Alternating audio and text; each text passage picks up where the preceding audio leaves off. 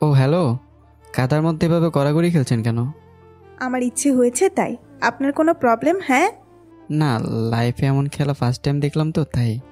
ও তাই, এক্ষুনি দেখাচ্ছি। বলে মেয়েটা কাদা আমার দিকে ছুঁড়ে মারে একবারে মুখ বরাবর। এটা কি হলো? খুব ইচ্ছে ছিল না খেলা দেখার, এখন দেখুন। ইউ, তোমাকে আমি দেখে নেব। সামনেই আছি, দেখেন কি দেখবেন। আমি কিছু না বলে রাগে ফুঁসতে ফুঁসতে ওখান থেকে চলে আসি। আর যেতে যেতে চলুন আপনাদেরকে পরিচয়টা দিয়ে দিই। আমার পুরো নাম তাহির আহমেদ দেব। পড়াশোনা অনেক আগেই শেষ। এখন আপাতত গ্রামে থাকি। বাসায় বাবা মা আর ছোট বোন আছে। অন্যদিকে গল্পের নায়িকার নাম আদ্রিতা ইসলাম। বাবা মায়ের একমাত্র মেয়ে। ওদের বাসা ঢাকাতে। এসএসসি এক্সাম শেষে দীর্ঘ 7 বছর পর ফুপি বাড়ি বেড়াতে এসছে। আদ্রিতা এসে একটু ঘুরতে বেরিয়েছিল, আর হাই হিল পরে কাদার মাঝে হাঁটতে গিয়েই ঠাস করে পড়ে যায়। আর তারপর কি হলো? এইদিকে আমি নিজের ফেসে লাগা কাদাটা ভালোভাবে পরিষ্কার করে নিয়ে বাসার সামনে গিয়ে কলিং বেল বাজাই। কিছুক্ষণ পর মা এসে দরজা খুলে দেয়। কি রে, তুই কোথায় গিয়েছিলি? তোকে না বললাম আজকে তাড়াতাড়ি ফিরতে? তোর না আদ্রিতাকে আনতে যাবার কথা ছিল? ও হ্যাঁ, আমি তো ভুলে গেছিলাম।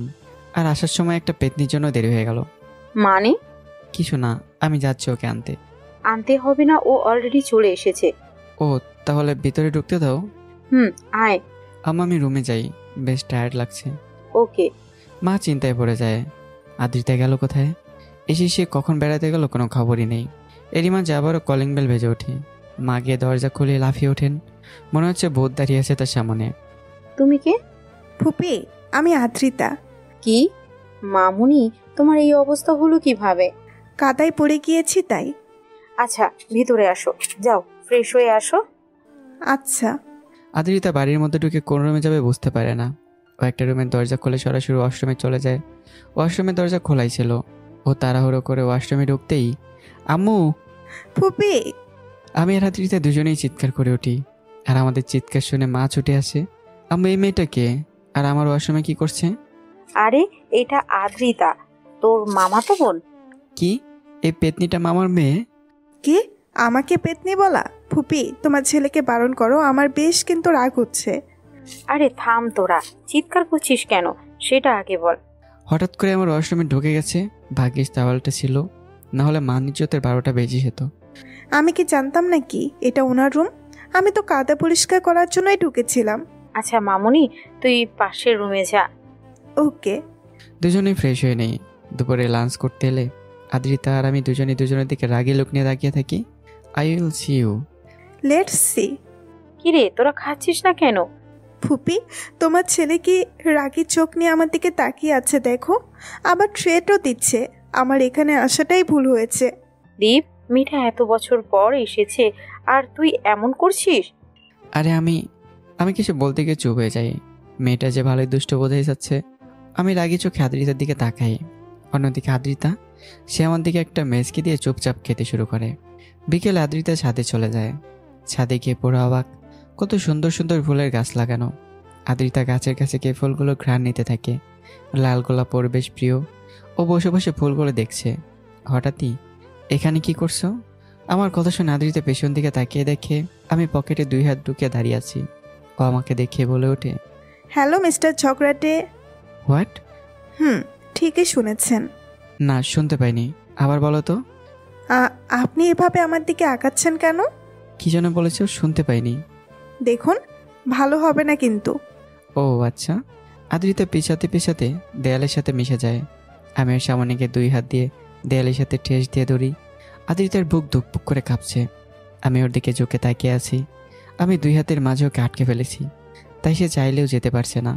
কি যেন বলেছিলে? কই কিছু না তো। গুড, আমার সাথে লাগতে শোনা পিচ্ছি। আমি কিন্তু অত ভালো না। Got it. আদ্রিতা শুধু মাথা নাড়ায়। আমি একটা বিজয় হাসি দিয়ে ছাদ থেকে নেমে চলে যাই। ইউ, আজ ছোট বলে কিছু বললাম না, না হলে নাকটা ফাটিয়ে দিতাম।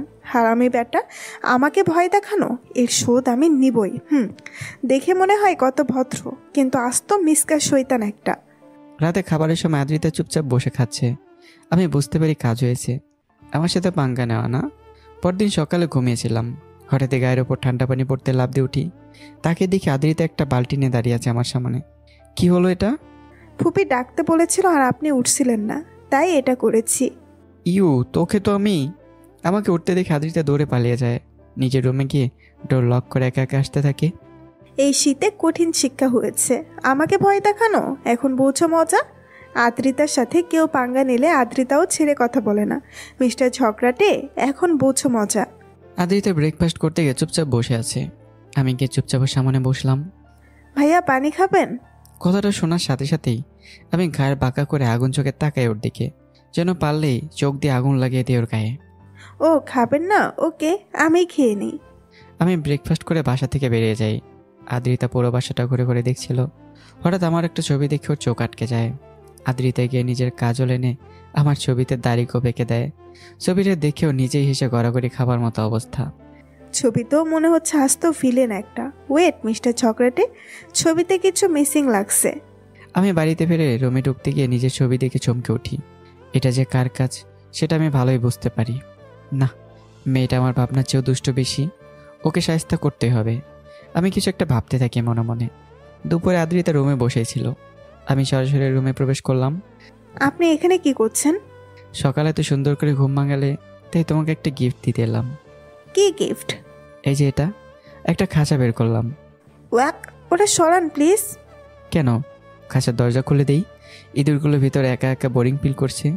তোমার সঙ্গ পেলে হয়তো ভালো লাগতো ওদের। প্লিজ ওগুলো সরান। তাহলে তো আমার কিছু কাজ করে দিতে হবে, না হলে। কি কাজ বলুন, আমি করব। ভেবে নিয়েছো তো? হুম। ওকে, আমার রুমে চলো। মানে আপনার রুমে যেতে হবে কেন? আপনি কি করবেন সত্যি বলুন তো? ভয় পেও না, I have no interest in you. আর কাজটা রুমে গেলেই বুঝতে পারবে। হুম। আদিত্যা আমার পেছন পেছন আমার রুমে আসে। রুমে যেতেই আমি বললাম, নাও এগুলো ধুয়ে দাও। হ্যাঁ। আর রাজি না থাকলে প্রবলেম নেই। এই দুটা তোমার সাথে কোলাকুলি করতে বেশ ইন্টারেস্টেড। ছেড়ে দেই। তাই বলে এতগুলো? মাত্র 8টা প্যান্ট, 9টা টি শার্ট আর 4টা শার্ট। এখন চুপচাপ ধোয়া শুরু করো, না হলে কিন্তু। আদ্রিতা বাধ্য হয়ে ধুতে শুরু করে। আমি ওকে দেখছি আর হাসছি। ইচ্ছে হচ্ছে মাথায় একটা বাড়ি দিয়ে মাথাটা ফাটিয়ে দিতে। ওকে এভাবে ট্র্যাপে ফেলে কাজ করাচ্ছি। আদ্রিতা কখনো নিজের জামা কাপড়ও ধোয়নি, সেখানে আজকে ওকে এতগুলো জামা কাপড় ধুতে হচ্ছে। আদ্রিতা অনেক কষ্টে ধোয়া শেষ করে। এরপর আমি ওকে যা বললাম তাতে মনে হয় সত্যিই আমাকে গলা টিপে শেষ করতে চায়। মনে মনে ভাবতে থাকে, সবগুলো আবার ধুয়ে দেওয়ার জন্য ধন্যবাদ। মানে? এগুলো আগেরই ধোয়া ছিল, তোমাকে শাস্তি দেওয়ার জন্য আবার ধুতে দিয়েছি। আদিতার কাছে যদি এখন একটা পিস্তল থাকতো, সে আগে আমার গায়ে একটা গুলি করতো। ব্যাটা কি খারাপ, শুধু শুধু তাকে দিয়ে এত কষ্ট করালো। মনে মনে এসব ভাবছিল। এভাবে কি দেখছো পিচ্ছি? সকালে তো সুন্দরভাবে ঘুম ভাঙালে, আর আমার ছবিটারও 12টা বাজালে। তাই এটা তোমার শাস্তি। এখন যাও, গিয়ে জামা কাপড়গুলো সাথে শুকাতে দিয়ে আসো। আদ্রিতা কোমরে হাত দিয়ে আগুন চোখে তাকায় আমার দিকে, কিন্তু আমি সেদিকে কোনো আক্ষেপই করি না। আমি নিজের মতো ফোন টিপতে ব্যস্ত। দুপুরবেলা খাবার সময় আমি গিয়ে দেখি আদ্রিতা চুপচাপ বসে আছে। আমার বেশ হাসি পাচ্ছে। মেয়েটাকে কি শায়েস্তাটা না করলাম। কি হলো মা, খাচ্ছিস না কেন? এই তো খাচ্ছি। খাবো কিভাবে? এতগুলো জিনিস ধোয়ার পর কোমর মনে হচ্ছে বাঁকা হয়ে গিয়েছে, বসতেই কষ্ট হচ্ছে। আর ঝগড়াটেটা কি সুন্দর খাচ্ছে, ইচ্ছে হচ্ছে সবগুলো খাবার মাথার উপরে ঢেলে দেই। তুমি কি আমাকে মনে মনে কিছু বলছো? না, একা একাই কথা বলছিলাম। হুম। ও। আদ্রিতা ধীরে ধীরে খেতে থাকে। আমি খেয়ে রুমে চলে আসি। আমি চলে এলেই আমাকে কিভাবে শায়েস্তা করা যায়, আদ্রিতা সেটাই ভাবছিল। তার মাথায় কিছুই আসছে না। ফুপি, আমার খেতে ইচ্ছে হচ্ছে না, আমি রুমে যাই। কিছুই তো খেলি না। খেতে ইচ্ছে হচ্ছে না, আমি গেলাম। আচ্ছা যা। আদ্রিতা রুমে গিয়ে শুয়ে থাকে। শুয়ে থাকতে থাকতে হঠাৎ ওর ফোনে কল আসে। ও ফোন হাতে নিয়ে দেখে ওর বেস্ট ফ্রেন্ড নিধি কল দিয়েছে। হ্যালো। কি রে ডাইনি, কেমন আছিস? একবারে ভুলেই গেছিস আমাকে? আরে না, আসলে একটা ঝগড়াটে ভাল্লুক বেশ প্যারা দিচ্ছে তাই। মানে? কিছু না। কি করছিস? শুয়ে আছি। তুই? আমিও শুয়ে আছি। ও, ঢাকায় ফিরছিস কবে? রিহান তোর কথা অনেকবার জিজ্ঞেস করছিল। বেচারা মেবি তোর প্রেমে হাবুডুবু খাচ্ছে। রাগ ওসব, আমার এগুলো ভালো লাগে না। আজ অব্দি কোনো ছেলেকেই অ্যাকসেপ্ট করিসনি। না জানি কোন দুর্ভাগ্যবান মানুষ আছে তোর কপালে। দুর্ভাগ্য মানে? তোর যে লেভেলের দুষ্টু, যেখানে যাবে সেখানে তুলকারাম কাণ্ড ঘটাবি, আমি শিওর। আচ্ছা, প্রশংসা করার জন্য ধন্যবাদ। আমি রাখছি এখন, একটু ঘুমাবো। ওকে, টাটা। আদ্রিতা শুয়ে ঘুমিয়ে পড়ে। আশেপাশে গাড়ির সাউন্ড নেই, পুরো শান্ত একটা পরিবেশ, সাথে পাখির কিচিরমিচির শব্দ, সব মিলে ওর ভালোই লাগে। আদ্রিতা চোখ বন্ধ করে চুপচাপ ঘুমিয়ে যায়। বিকেলে আদ্রিতা রুম থেকে নিচে এসে দেখে সোফায় একটা মেয়ে বসে আছে। মেয়েটাকে চেনা চেনা লাগছে, কিন্তু ঠিকমতো মনে করতে পারছে না। ফুপি কে এটা? আরে এটা ইতি, বিপির বোন। আর ইতি, এটা হলো আদ্রিতা, তোর মামার মেয়ে। হ্যালো আপু। হাই, কেমন আছো? আলহামদুলিল্লাহ ভালো। তুমি? ভালো। তোমাকে এই 2 দিন তো দেখিনি। আসলে আমি হোস্টেলে থেকে পড়াশোনা করি, তাই। ও আচ্ছা, কোন ইয়ারে তুমি? Inter first year. তুমি? আমি এবার ইন্টার এক্সাম দিয়েছি। তাহলে তুমি আমার জুনিয়র। হ্যাঁ। তোরা কথা বল, আমি কিছু নাস্তা বানিয়ে আনছি। ওকে। মনে পড়েছে, তোমাকেও ওই চকলেটেটার সাথে ছবিতে দেখেছিলাম, তাই চেনা চেনা লাগছে। মানে তুমি ভাইয়ের কথা বলছো? হুম। মিস্টার ঝগড়াটি? বাহ, কি নাম! এই বিষয়ে আমি তোমার সাথে একমত। ভাইয়াকে সবাই ভয় পায়, কেউই বুঝতে পারে না ও কখন কি মুডে আছে। কে ভয় পায়? তোমার ভাইয়াকে আমি ভয় পাই না। ঝগড়াটে একটা ফুপির ছেলে বলে কিচ্ছু বলি না, না হলে। আচ্ছা আপু, তুমি থামো। ভাইয়া শুনলে কিন্তু খবর করে ছাড়বে। শুনলে শুনুক। আদ্রিতা কাউকে ভয় পায় নাকি? ওনার মতো কত ছেলেকে টাইট করেছি। শুধু ফুপির কথা ভেবে কিছু বলি না, না হলে কবে শিক্ষা দিয়ে দিতাম। ও আচ্ছা, কি করতে শুনি? পিটিয়ে পাটিসাপটা বানাতাম। বাট হঠাৎ তোমার সাউন্ড এমন হয়ে গেল কেন? ওটা ভাইয়া বলেছে, আমি পালাই। বলে ইতি ওখান থেকে দৌড়ে চলে যায়। আর আদ্রিতা ভয়ে ভয়ে পিছনে তাকিয়ে দেখে আমি দাঁড়িয়ে আছি ওর পিছনে। আপনি আপনি কখন এলেন? যখন তুমি বলছিলে আমাকে ভয় পাও না, পিটিয়ে পাটিসাপটা বানাবে, ঠিক তখনই। আমি কিছু বলিনি। ও, বাট আমি তো শুনলাম। আপনি হয়তো ভুল শুনেছেন। আমি তো বলছিলাম আপনি অনেক ভালো। ও তাই নাকি? ফুপি তুমি এসেছো? আমি পিছনে তাকে দেখে কেউ নেই। আদ্রিতাও সুযোগ পেয়ে পালিয়ে যায়। আমি বুঝতে পারি আদ্রিতা আমাকে বোকা বানিয়েছে। মেয়েটা সত্যি আমার ধারণার চেয়ে অনেক বেশি দুষ্ট। আদ্রিতা দৌড়ে রুমে চলে যায়। রুমে গিয়ে কিছুটা শান্ত হয়। বুকটা তার এখনও ধুকপুক করছে। মুখে আমাকে দেখে ভয় পায় না বললেও আমাকে ইদানিং ওর ভয় লাগতে শুরু করেছে। আমি এতটাই গম্ভীর যে ও কিছু বলতে পারে না আর বুঝতে পারে না। আর ফেস দেখেও বোঝা যায় না যে সবসময় শুধু রেগে থাকি। রাতে ডিনার করার সময় ছোট ছোট করে চোখ করে আদ্রিতার দিকে তাকিয়ে থাকি। ও ভয়ে আমার দিকে আর তাকাই না, চুপচাপ খেয়ে রুমে চলে যায়। পরদিন আদ্রিতা আর ইতি সাথে বসে গল্প করছিল। দুজনের মাঝে বেশ ভালো ফ্রেন্ডশিপ তৈরি হয়েছে। হঠাৎ আমি সেখানে যাই। আমাকে দেখে দুজনেই চুপ মেরে যায়। ইতি আম্মুর তোকে নিচে ডাকছে। আচ্ছা যাচ্ছি। ইতি সিঁড়ি বেয়ে নিচে চলে যায়। আদ্রিতাও যাচ্ছিল। আমি দরজার সামনে দাঁড়িয়ে পড়লাম। আমি নিচে যাব। কালকে কি যেন বলেছিলে? আমাকে মারবে, পিটিয়ে পাটিসাপটা বানাবে? সরি, এক্সাইটমেন্ট বেশি বলে ফেলেছিলাম। এভাবে বললে তো হবে না। তাহলে? কান ধরে দাঁড়িয়ে থাকো, যতক্ষণ না ছাড়তে বলবো ছাড়বে না। কি? চুপচাপ কান ধরো, নাহলে ছাদের কোনায় গিয়ে ঠাস করে ফেলে দেবো। আমি আবার কিছু বললে সেটা করেই ছাড়ি, জানো তো। আমি পকেটে হাত ঢুকিয়ে হোয়ালাইয়ের সাথে ঠেস দিয়ে দাঁড়িয়ে আছি। আদ্রিতা কোনো উপায় না পেয়ে কান ধরে দাঁড়ায়। ওর মুখটা শুকিয়ে গেছে। লাইফে ফার্স্ট টাইম কারোর সামনে এভাবে কান ধরে দাঁড়াতে হলো। আমি তো এদিকে হেসেই বাঁচি না। মেয়েটা লজ্জায় লাল টুকটুকে হয়ে গেছে। ওকে দেখতে এখন বেশ লাগছে। সাদা জামা, প্লাজো আর সাদা ওড়নাতে ওকে দেখতে মিষ্টি লাগছে। আমি এসবই ভাবছিলাম, হঠাৎ আদ্রিতা ভ্যা করে কান্না শুরু করে দেয়। এত বড় একটা মেয়েকে ভাবে বাচ্চাদের মতো কাঁদতে দেখে আমি হাঁ হয়ে দাঁড়িয়ে থাকি। এই মেয়ে, কাঁদছো কেন তুমি? লাইফে ফার্স্ট টাইম কারোর সামনে কান ধরতে হলো। আপনি খুব পচা। আচ্ছা কাঁদতে হবে না, যাও, তোমাকে মাফ করে দিলাম। আমি এর প্রতিশোধ নিবই। শোনো, প্রতিশোধ নেওয়ার কথা বাদ দাও, পরের বার কিন্তু আরও কঠিন শাস্তি দেব। আদ্রিতা চলে যাচ্ছিল। আমার কথা শুনে অবাক হয়ে যায়। আমি ওর মনের কথা কিভাবে বুঝতে পারলাম সেটাই ও ভাবছিল। আমি আদ্রিতার কাছে এসে ওর দিকে ঝুঁকে বলতে শুরু করলাম, আমি কিভাবে বুঝলাম সেটাই ভাবছে তো? ডোন্ট ট্রাই, আমাকে কখনো বুঝতে পারবে না। আমি এটা বলেই সেখানে একটা হাসি দিয়ে ওখান থেকে চলে আসি। আর আদ্রিতা চুপচাপ শুধু দাঁড়িয়েই থাকে। মানুষটা আসলেই অনেক রহস্যময়। আদ্রিতা কিছুক্ষণ ভেবে ছাদ থেকে নেমে যায়। ইতির সাথে রুমে গিয়ে গল্প করতে থাকে। আচ্ছা ইতি, আমার যতটুকু মনে আছে তোমরা তো আগে ঢাকাতেই থাকতে, তাই না? এরপর হঠাৎ চলে আসলে সবার সাথে সব যোগাযোগ অফ। মাঝে মাঝে বাবার সাথে ফুপির কথা হতো, আর কারোর সাথে কখনো কথা হয়নি। এর কারণ কি? আমিও এ ব্যাপারে সঠিক জানি না। আম্মু আপু আর ভাইয়া ভালো জানে। ও আচ্ছা, ফুপা কোথায় থাকে?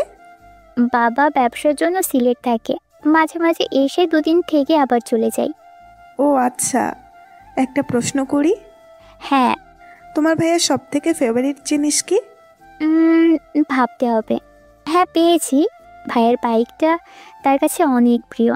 জানো, ভাইয়ের বাইকটার নাম সুন্দরী। কি, বাইকের নাম সুন্দরী?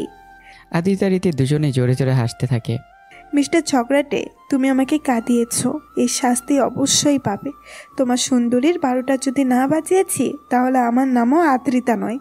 আদ্রিতা কিছুক্ষণ পর রুম থেকে বেরিয়ে অনেক খোঁজাখুঁজি করে একটা লোহা পেল। আদ্রিতা একটা শয়তানে আসে দিয়ে রুম থেকে বেরিয়ে যায়। এরপর বাইরে গিয়ে আমার বাইকের চাকার মাঝে লোহাটা ঢুকিয়ে দিয়ে এসে চুপচাপ তার ফুপির কাছে দাঁড়ায়। টিউবলেস টায়ার হতে কোনো শব্দও হয়নি। ফুপি কি করছো? রান্না করছি। মামুনি খিদে পেয়েছে তোর? না। আচ্ছা, ফুপি আমাকে রান্না শেখাবে? আয়, এই যে কড়াইতে একটু তেল ঢেলে নে। হয়েছে? এবার মাছ আর আলুকে তেলের মাঝে ছেড়ে দে। আস্তে করে ছাড়বি, না হলে হাতে গরম তেল ছিটবে। আদ্রিতা তার কথা মতো সবই করে। দুজনে কথা বলছিল, হঠাৎ আমি রাগে ফুসতে ফুসতে তাদের সামনে গিয়ে হাজির। এটা কি? লোহা? চোখে কি কম দেখেন? আমিও জানি এটা লোহা, বাট এটা আমার বাইকের টায়ারের মাঝে কিভাবে এলো? আমি কি জানি? আমাকে জিজ্ঞেস করছেন কেন? আমি শিওর এটা তুমিই করেছো। বাইকের চাকার মাঝে লোহা তো একা একা এসে ঢুকে যায়নি, তাই না? ফুপি দেখো, তোমার ছেলে আমাকে অপবাদ দিচ্ছে। আমি আসার পর থেকে এমন করছে। জানো, আজকে ছাদে আমাকে কতক্ষণ রোদে কান ধরে দাঁড় করিয়ে রেখেছিল। কি দীপ, তুই এসব করিস? এই শিক্ষা দিয়েছি তোকে আমি? ওকে এক্ষুনি সরি বল, রাইট নাও। আম্মু, ওরও দোষ আছে। আমি তোকে সরি বলতে বলেছি। সরি। আমি সরি বলে ওখান থেকে চলে আসি। আদিতা খুশিতে পারলে যেন নাগিন ডান্স দেয়। ওকে কাঁদানোর যথার্থ জবাব দিয়েছে। সরি বলার সময় আমার যা ফেস হয়েছিল তা দেখে ওর হাসি পাচ্ছিল। আচ্ছা আম্মু, তুই মন খারাপ করিস না। দীপ অমনি একটু বেশি রাখি, আগেও এমন ছিল না। না, মন খারাপ করিনি। তুমি আমাকে রান্না শেখাও। দুজনে একসাথে রান্নাটা সেরে নেয়। আমি চুপচাপ রুমে বসে আছি। আদ্রিতা আমার কাছে থেকে প্রতিশোধ নিয়েছে। মেয়েটা কি সুন্দর অ্যাক্টিং করতে পারে। আমি তো নিজেও অবাক। পিচ্ছি, তুমি দীপের সাথে পাঙ্গা নিয়েছো, এবার তো তোমাকে শাস্তি দিতেই হয়। দুপুরে লাঞ্চ করার সময় আদ্রিতা আমার দিকে তাকিয়ে থাকে। আমি রাগে বুড়ো কুচকে তাকিয়ে আছি। আমার রাগ দেখে আদ্রিতার ইচ্ছে হচ্ছে আমাকে আরও জ্বালাতে। ভাইয়া কেমন আছেন? আপনার সুন্দরী কেমন আছে? আদ্রিতার কথা শুনে রাগে আমি আগুন চোখে তাকাই ওর দিকে। একটা রাগী লোক দিয়ে আবারও খেতে শুরু করি। রাগ করার কি আছে? আমি তো জাস্ট আপনার আর আপনার সুন্দরীর হালচাল জানতে চাইলাম। আমি ওর দিকে আর তাকাই না। দ্রুত খাওয়া শেষ করে নিজের রুমে চলে যাই। অনেক কাজ বাকি। আমি হাতে একটা বক্স নিয়ে খুঁজতে থাকি। প্রায় 3-4 ঘন্টা পর আমার অপারেশনে তেলাপোকা লাইট শেষ হয়। আমি এক বক্স তেলাপোকা সংগ্রহ করি। পিচ্ছি, এবার তুমি দেখবে দীপের সাথে পাঙ্গা নেওয়ার ফল। দুপুরে খেয়ে আদ্রিতা একটা লম্বা ঘুম দেয়। আমি সেই সুযোগে আদ্রিতার রুমে গিয়ে দরজায় কিছুটা ফাঁক করে বক্সটার মুখ খুলে সব তেলাপোকা রুমে ছেড়ে দিই। আর বাইরে দাঁড়িয়ে থাকি শোয়ের অপেক্ষায়। আদ্রিতা ঘুমের মাঝে টের পায় ও শরীরের উপর দিয়ে কিছু একটা হাঁটছে। ও চোখ খুলে দেখে একটা তেলাপোকা। আদ্রিতা লাফ দিয়ে খাট থেকে নেমে পড়ে। নিচে তাকিয়ে দেখে পুরো ফ্লোরে তেলাপোকা ভর্তি। ও চিৎকার দিয়ে কোনো মতে রুম থেকে বেরোয়। আমাকে সামনে দেখেই আমাকে সে শক্ত করে জড়িয়ে ধরে। হঠাৎ এমন কিছু হবে আমি নিজেও বুঝতে পারিনি। আদ্রিতা আমাকে জড়িয়ে ধরাতে আমি পুরো শকড হয়ে দাঁড়িয়েছি। প্রায় অনেকক্ষণ হয়ে গেছে আদ্রিতা আমাকে ছাড়ছে না। আমি ওকে ছাড়াতেই আদ্রিতা পড়ে যেতে নেয়। হায় আল্লাহ, এই মেয়ে তো ভয়ে অজ্ঞান হয়ে গেছে। আম্মুকে বললে আম্মু আমাকে আস্ত রাখবে না, তাই আমি তাড়াতাড়ি করে আদ্রিতাকে কোলে তুলে রুমে নিয়ে বিছানায় শুয়ে দেই। আর তেলাপোকাগুলো আবার অনেক কষ্টে ধরে বক্সে ভরে রুমের দরজা লাগিয়ে চলে আসি। প্রায় 1 ঘন্টা পর আদ্রিতা চোখ খোলে। ওর মনে পড়ে যায় তখনকার কথা। আদ্রিতা উঠে চারদিকে তাকিয়ে দেখে রুম তো পুরো ক্লিন, মেজও ফ্রেশ। তাহলেও কি স্বপ্ন দেখেছে? ওর এখন স্পষ্ট মনে আসে তখনকার কথা। ও উঠে আমার রুমে চলে আসে। আসবো? না। How rude. আচ্ছা, একটু আগে কি আপনি আমার রুমে গিয়েছিলেন? আমি তোমার রুমে কেন যাব? আমার মনে আছে রুম থেকে বেরিয়ে আপনি আমার সামনে পড়েছিলেন। এখন বলবে যে আমাকে জড়িয়েও ধরেছ। অ্যাকচুয়ালি আমি রুমেই ছিলাম, আর এসব চিন্তা ভুলেও মাথায় এনো না। এখন যাও, আমাকে ডিস্টার্ব করো না। আমারও বয়েই গেছে আপনাকে জড়িয়ে ধরতে। ওটা স্বপ্নই ছিল হয়তো। থাকুন আপনি। আদ্রিতা এই বলে রুম থেকে বেরিয়ে যায়। রুমের বাইরে দাঁড়িয়ে একা একা কথা বলতে থাকে। আমার তো এখনো মনে হচ্ছে ওটা বাস্তবেই ছিল। কি হচ্ছে কিছুই বুঝতে পারছি না। উফ, আমি পাগলি হয়ে যাব। আমি ওর কথা শুনে রুমের ভিতর থেকে হাসতে থাকি। মেয়েটা আসলেই পাগলি। তবে তখনকার জড়িয়ে ধরার ঘটনাটা আমার চোখের সামনে এখনও ভাসছে। হঠাৎ পেছনে তাকিয়েই আমার চোখ কপাল ওঠার মতো অবস্থা। বক্সটা তখন ভালোভাবে লাগানো হয়নি। সব তেলাপোকা আমার রুমে ছড়িয়ে পড়েছে। এখানে ওখানে তেলাপোকা উঠছে। আমার নিজেরই বেহুশ হয়ে যেতে ইচ্ছে হচ্ছে। নিজের পাতা ফাঁদে নিজেই পড়লাম। বিকেল আমি বাইকের চাকা ঠিক করে এনে বেরোচ্ছিলাম, হঠাৎই আদ্রিতা এসে দাঁড়ায়। ফুপি, আমিও বাইকে করে ঘুরতে যাব। প্লিজ ভাইয়াকে বলো না আমাকে নিয়ে যেতে। ইম্পসিবল, ও আমার বাইকের চাকা নষ্ট করেছে। ওকে কোনোভাবে নেব না আমি। দেখেছো ফুপি, জাস্ট একটু ঘুরতে যেতে চেয়েছি, আর এমন বিহেভস করছে যেন ওনার দুটো কিডনি খুলে আমাকে দিয়ে দিতে বলেছি। দীপ, তুই ওকে নিয়ে যাবি, আর কোনো কথা শুনতে চাই না আমি। কিন্তু মা। আবার আমি চুপ হয়ে যাই। আদ্রিতা আমার বাইকের পেছনে উঠে বসে। এবার আমি বাইক স্টার্ট দিয়ে চালাতে থাকি, তবে বেশ আস্তে। এত আস্তে যে সাইকেলও পাশ দিয়ে চলে যাচ্ছিল। বেশ কিছুক্ষণ চালানোর পর আদ্রিতা বিরক্ত হয়ে বলতে শুরু করে, দেখেন, ওই ছেলেটা সাইকেল নিয়েও আমাদের আগে চলে গেল। এর চেয়ে মনে হয় ঠেলা গাড়িও জোরে চলে। আমি এভাবেই চালাবো। ইচ্ছে হলে থাকো, না হলে নেমে যাও। আমার মনে হয় আপনি বাইক চালাতে জানেন না, অকর্মার ঢেকি। ও তাই? তাহলে এখন দেখো। বলে আমি পিক আপ জোরে ঘুরিয়ে অনেক স্পিডে বাইক চালাতে থাকি। আদ্রিতা ভয়ে আমাকে পেছন থেকে জড়িয়ে ধরে। আমি তো থামার পাত্র নই। আরও জোরে যত সম্ভব সেভাবে চালাচ্ছি। আদ্রিতা আমাকে আরও শক্ত করে জড়িয়ে ধরে। প্লিজ আস্তে চালান, আমার ভয় লাগছে। কেন?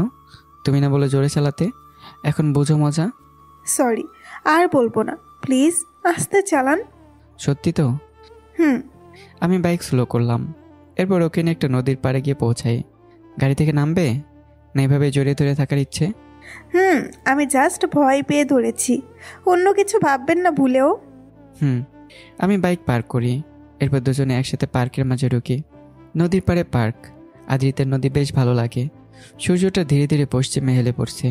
নদীতে নৌকা, ট্রলার সবই চলাচল করছে। সব মিলে ওর দেখতে ভালোই লাগছে। চলুন না নদীর ধার ধরে হাঁটি। আমার নদীর পাশ দিয়ে হাঁটতে বেশ ভালো লাগে। আমার তোমাকে নদীতে চুবাতে ভালো লাগে। কিছু বললেন? না, চলো। দুজনে নদীর ধার ঘেরে হাঁটতে থাকি। আদ্রিতার বেশ ভালো লাগে। হঠাৎ ওর সামনে দেখতে পায় ফুচকার দোকান। আমি ফুচকা খাবো, প্লিজ প্লিজ প্লিজ। আচ্ছা আচ্ছা। আদ্রিতা গিয়ে ফুচকার অর্ডার দেয়। আমি চুপচাপ দাঁড়িয়ে ফোন টিপছিলাম। হঠাৎ কেউ এসে আমার সামনে দাঁড়ায়। দীপ, আমি সামনে তাকিয়ে দেখি আমার স্কুল ফ্রেন্ড রাজু সামনে দাঁড়িয়ে আছে। আরে কেমন আছিস? দেশে কবে ফিরলি? এই তো দুদিন হলো। তাইটা কি ভাবি? হ্যালো ভাবি, কেমন আছেন? তোদের দুজনকে কিন্তু বেশ মানিয়েছে। ওর কথা শুনে আমি আর আদ্রিতা দুজনে অবাক হয়ে একে অপরের দিকে তাকাই। হঠাৎই আদ্রিতা বলে, হ্যালো আঙ্কেল, আপনি কেমন আছেন? আর আন্টি কেমন আছে? আদ্রিতার কথা শুনে রাজু পুরো হা হয়ে দাঁড়িয়ে থাকে। ও পুরোই শকড, আর আমি জোরেই হেসে দিই। রাজু লজ্জা পেয়ে দ্রুত সেখান থেকে পালাতে চায়। আচ্ছা দীপ, পরে কথা হবে, আমি একটু আসছি। ওকে। রাজু চলে গেলে আমি আর আদ্রিতা দুজনেই জোরে হেসে দিই। তুমি সত্যি আজ তো পাগলি একটা। আমি জানি। তাড়াতাড়ি খাও। আপনার লোভ হচ্ছে নাকি? না, সন্ধ্যা হয়ে যাচ্ছে তাই বললাম। আপনি বসুন, আমি খাই। এই মামা, আর একটু ঝাল দিন তো। আমি অবাক হয়ে যাই। ঝালে আদ্রিতের পুরো ফেস লাল হয়ে গেছে। তারপর আরও ঝাল চাইছে। মেয়েটা সত্যি ধানি লঙ্কা একটা। আমার খাওয়া শেষ। মামা, আরও কিছু ফুচকা প্যাক করে দিন তো। তুমি আরও ফুচকা খাবে? Like seriously? এইগুলো আমার জন্য না, ফুপি আর ইতির জন্য। ও। এরপর আমি বিল পে করে আদ্রিতাকে নিয়ে বাইকে বসে বাইক স্টার্ট দিই। হঠাৎ আদ্রিতা বলে ওঠে, ওই যে আইসক্রিম, আমি আইসক্রিম খাবো, প্লিজ প্লিজ প্লিজ। কি পেট নাকি গোডাউন? যা ইচ্ছা ভাবুন, বাট আমার আইসক্রিম চাই। আচ্ছা টাকা দিচ্ছি, রাস্তার ওপারের দোকান থেকে নিয়ে আসো। বাইক নিয়ে ওপারে যাওয়া পসিবল না, আর সাবধানে যাবে, অনেক বিজি রোড কিন্তু এটা। ওকে। আমি আদ্রিতাকে টাকা দিই। রাস্তায় অনেকগুলো গাড়ি চলাচল করছে। আদ্রিতা একবার সামনে যাচ্ছে আর একবার পিছনে আসছে। সামান্য রাস্তা পার হতে পারো না, আর আসছে আমার সাথে টক্কর দিতে। আদ্রিতা চুপচাপ দাঁড়িয়ে থাকে। ও আসলে একা একা রাস্তা পেরোতে ভয় পায়। হঠাৎ আমি ওর হাত ধরে আদ্রিতাকে নিয়ে রাস্তার অন্য ছেড়ে যেতে থাকি। আদ্রিতা পুরো অবাক হয়ে তাকিয়ে থাকে আমার দিকে। আচ্ছা, এই লোকটা এমন কেন? সুযোগ পেলে আমার পেছনে লেগে পড়বে, আবার মাঝে মাঝে মনে হয় উনি সত্যিই অনেক ভালো। এত রহস্যময় মানুষ আগে দেখিনি। সত্যিই ওনাকে বুঝতে পারা অসম্ভব। আচ্ছা, আমাকে কি অনেক সুন্দর লাগছে? কেন? তাহলে আমার দিকে তাকিয়ে আসো কেন, ইডিয়েট? রাস্তার দিকে তাকাও, পরে তুমিও মারবে, সাথে আমাকেও মারবে। আমি ওই সাইনবোর্ডটা দেখছিলাম। আপনি কোথাকার শাহরুখ খান না হিরো আলম যে আপনাকে দেখব? আমি কোনো কথা আর বাড়াই না। আমি জানি আদ্রিতার সাথে তর্ক করে লাভ নেই। দুজনে ওপারে চলে গেলাম। আদ্রিতা গিয়ে দুটো আইসক্রিম কিনলো। এই যে নিন। আমি খাই না, ঠান্ডা লেগে যায়। তাহলে আমি খাই, আপনি দেখুন। খেও না, ঠান্ডা লাগবে। ওসব ঠান্ডা ঠান্ডা এই আদ্রিতায় কিছুই করতে পারবে না। বলে আদ্রিতা একটা খাওয়া শেষ করে অন্যটা খেতে শুরু করে। তুমি সত্যি একটা রাক্ষসী। অপমান করলেন, বাট প্রবলেম নেই। রাক্ষসী হলে সবার আগে আপনার ঘাটটাই মোটকে খাবো। এত কথা বলো কেন? তাড়াতাড়ি খেয়ে নাও। খাওয়া শেষ, চলুন। আমি এবার আর হাত ধরি না। আদ্রিতা ভয়ে ভয়ে আমার পাশ ঘেঁষে হাঁটতে থাকে। হঠাৎ একটা গাড়ি আমার সামনে চলে আসে, আর ও ভয়ে আমার হাত শক্ত করে ধরে। তুমি আসলেই পিচ্ছি, শুধু ব্রেনটাই শয়তানি বুদ্ধিতে ভরা। আদ্রিতা একটা বেঞ্চকে দেয়। দুজনে ওপারে গিয়ে বাইকে চড়ে বসি। এরপর বাসায় ফিরতে শুরু করি। কিছুক্ষণের মাঝে বাসায় পৌঁছে যাই। আদ্রিতা ইতির আর মার জন্য আনা ফুচকা তাদেরকে দিয়ে রুমে যাচ্ছিল। আমি তখন বললাম, একটা কথা বলি? হ্যাঁ। আসলে ওটা তোমার স্বপ্ন ছিল না, আমি নিজেই তেলাপোকাগুলো তোমার রুমে ছেড়ে এসেছিলাম। আদ্রিতা কিছু বলবে তার আগে আমি নিজের রুমে ঢুকে পড়ি। আদ্রিতা অবাক হয়ে দাঁড়িয়ে থাকে। শৈতানের লেজ সোজা হয় না। আমি জানতাম ওটা স্বপ্ন ছিল না। মিস্টার দীপ, আপনাকে বোঝাবো আমি। পরদিন সকালে উঠেই আমি ফ্রেশ হয়ে দেখতে পাই ইতি কাপ হাতে কফি নিয়ে এসছে। ভাইয়া তোমার জন্য কফি। ওকে দে। আমি কফি নিয়ে চুমুক দিতে আমার চোখ বড় বড় হয়ে যায়। কফিতে আদ্রিতা নুন দিয়ে রেখেছিল। আমি দ্রুত বেশি নিন দেখে দৌড় লাগাই। কফি কে বানিয়েছে? সেটা জানি না, আদ্রিতা আপু তোমাকে কফি দিতে বলল। আমার আগে বোঝা উচিত ছিল। তুই কাপ নিয়ে যা। ওকে। আমি ড্রয়ার থেকে একটা ছোট কাঁচের শিশি বের করি। এরপর রুম থেকে বেরিয়ে চুপচাপ আদ্রিতার রুমে ঢুকে পড়ি। আদ্রিতা রুমে ছিল না, ও নিচে বসে আমার মায়ের কাজে হেল্প করছিল। এই সুযোগে আমিও ওর জামায় চুলকানির পাউডার লাগিয়ে দিই। এখন বুঝবে মজা। জয়, চুলকানি বাবার জয়। আদ্রিতা দুপুরে গোসল করে সামনে থাকা জামাটা নেয়। চুলগুলো শুকিয়ে লাঞ্চ করতে এসেই শুরু হয় চুলকানি। পুরো শরীর চুলকাতে শুরু করেছে। এরপর হঠাৎই ওর টেবিল থেকে উঠে দৌড় লাগায়। ইতি আর আমার মা তো অবাক হয়ে তাকিয়ে থাকে। এদিকে আমি টেবিলে বসে হাসতে থাকি। আমার সাথে আবার পাঙ্গা নেওয়ার ফলে এবার বোঝো। এদিকে আদ্রিতা রুমে এসে চুলকাতে চুলকাতে হয়রান। পুরো শরীর লাল হয়ে গিয়েছে, বাট চুলকানি কমছে না। শেষে বাধ্য হয়েও আবার গোসল করে ড্রেস চেঞ্জ করে। প্রায় 30 মিনিট ধরে শাওয়ার নেওয়ার পর আদ্রিতার শরীরে চুলকানি একটু কমে যায়। ওয়াশরুম থেকে বেরিয়ে ফ্লোরে একটা কাঁচের শিশি দেখতে পায়। তাহলে নিশ্চয়ই ঝগড়াটেটাই কিছু করেছে। আমি পুরো শিওর এখন। মিস্টার ঝগড়াটে এখন বুঝবেন আপনি মজা। দুপুরে খাবার খেয়ে আমি ঘুরতে বেড়াই। আমি গিয়ে ফ্রেন্ডদের সাথে আড্ডা দিই, আর আদ্রিতা বাড়ির চারপাশ ঘুরতে থাকে। অবশেষে তোমাকে পেলাম। তুমি আজকে ঝগড়াটাটাকে একটা কঠিন শিক্ষা দিবে। আদ্রিতা আমার রুমে চলে আসে। আমার বালিশের নিচে রেখে চুপচাপ ইতি ছাদে চলে যায়। ছাদে বসে ওরা দুজনে কথা বলছিল। হঠাৎ আদ্রিতার ফোন কল আসে। ও দেখে ওর বাবা কল দিয়েছে। হ্যালো বাবা, আসসালামু আলাইকুম। ওয়ালাইকুম আসসালাম। কেমন আছিস মা? আলহামদুলিল্লাহ, তুমি? আলহামদুলিল্লাহ ভালো। তুই তো আমাদেরকে ভুলে গিয়েছিস। না বাবা, ভুলিনি। মায়ের সাথে তো প্রতিদিনই কথা হয়। ও আচ্ছা। আপা, দীপ, ইতি এরা সবাই কেমন আছে? সবাই ভালো আছে। ওকে আম্মু, এনজয় করবে। ওকে, এখন রাখছি। ওকে। আদ্রিতা কল কেটে দেয়। সন্ধ্যা হলেও আমার আসার অপেক্ষায় থাকে। আসল খেলা দেখার বাকি। আমি একটু লেট করে বাসায় ফিরি। রাতে খেয়ে রুমে গিয়ে বিছানায় শোবো। হঠাৎ বালিশ ঠিক করতে গিয়ে লাফিয়ে উঠি। বালিশের নিচে একটা বড় ব্যাঙ। হঠাৎ এমন কিছু আমি এক্সপেক্ট করিনি। আমি পাশে একটা চিরকুট দেখতে পাই। ঝগড়াটে রাজা খান ব্যাং ভাজা। আমি বুঝতে পারি এটা কি হতে পারে। আমি অনেক কষ্টে ব্যাঙটাকে হটিয়ে শুয়ে পড়ি, আর আদিত্যের কথা ভাবতে থাকি। মেয়েটা আসলেই পিচ্ছি, কি বুদ্ধি দেয় না বের করলো। ব্যাঙ, বাহ, ভাগ্যের সাপ রাখেনি। পরদিন সকালে উঠেই ফ্রেশ হয়ে ব্রেকফাস্ট করতে যাই। আদ্রিতা এখনও ওঠেনি। আমি খেতে যাবার আগেই মা আর ইতির ব্রেকফাস্ট করা শেষ। দীপ, আমি ইতিকে নিয়ে একটু বাজারে যাব। আদ্রিতা উঠলে ওকে ব্রেকফাস্ট খেতে বলিস। আমরা চললাম। ওকে। আমি অনেকক্ষণ বসে ব্রেকফাস্ট করি। আদ্রিতা এখন আসছে না, মরে টরে গেল নাকি? আমি ভাবছি একবার ওর রুমে গিয়ে চেক করবো কিনা। অনেক ভাবার পরও আমি উঠে আদ্রিতার রুমে চলে যাই। আসতে পারি? ওপাশ থেকে কোনো সাউন্ড আসে না। আমি আবার একই কথা আস করি, বাট কোনো শব্দ নেই। শেষে আমি নিজের রুমে ঢুকে পড়ি। আমি দেখতে পাই আদ্রিতা অন্যদিকে ফিরে কাঁথা গায়ে দিয়ে শুয়ে আছে।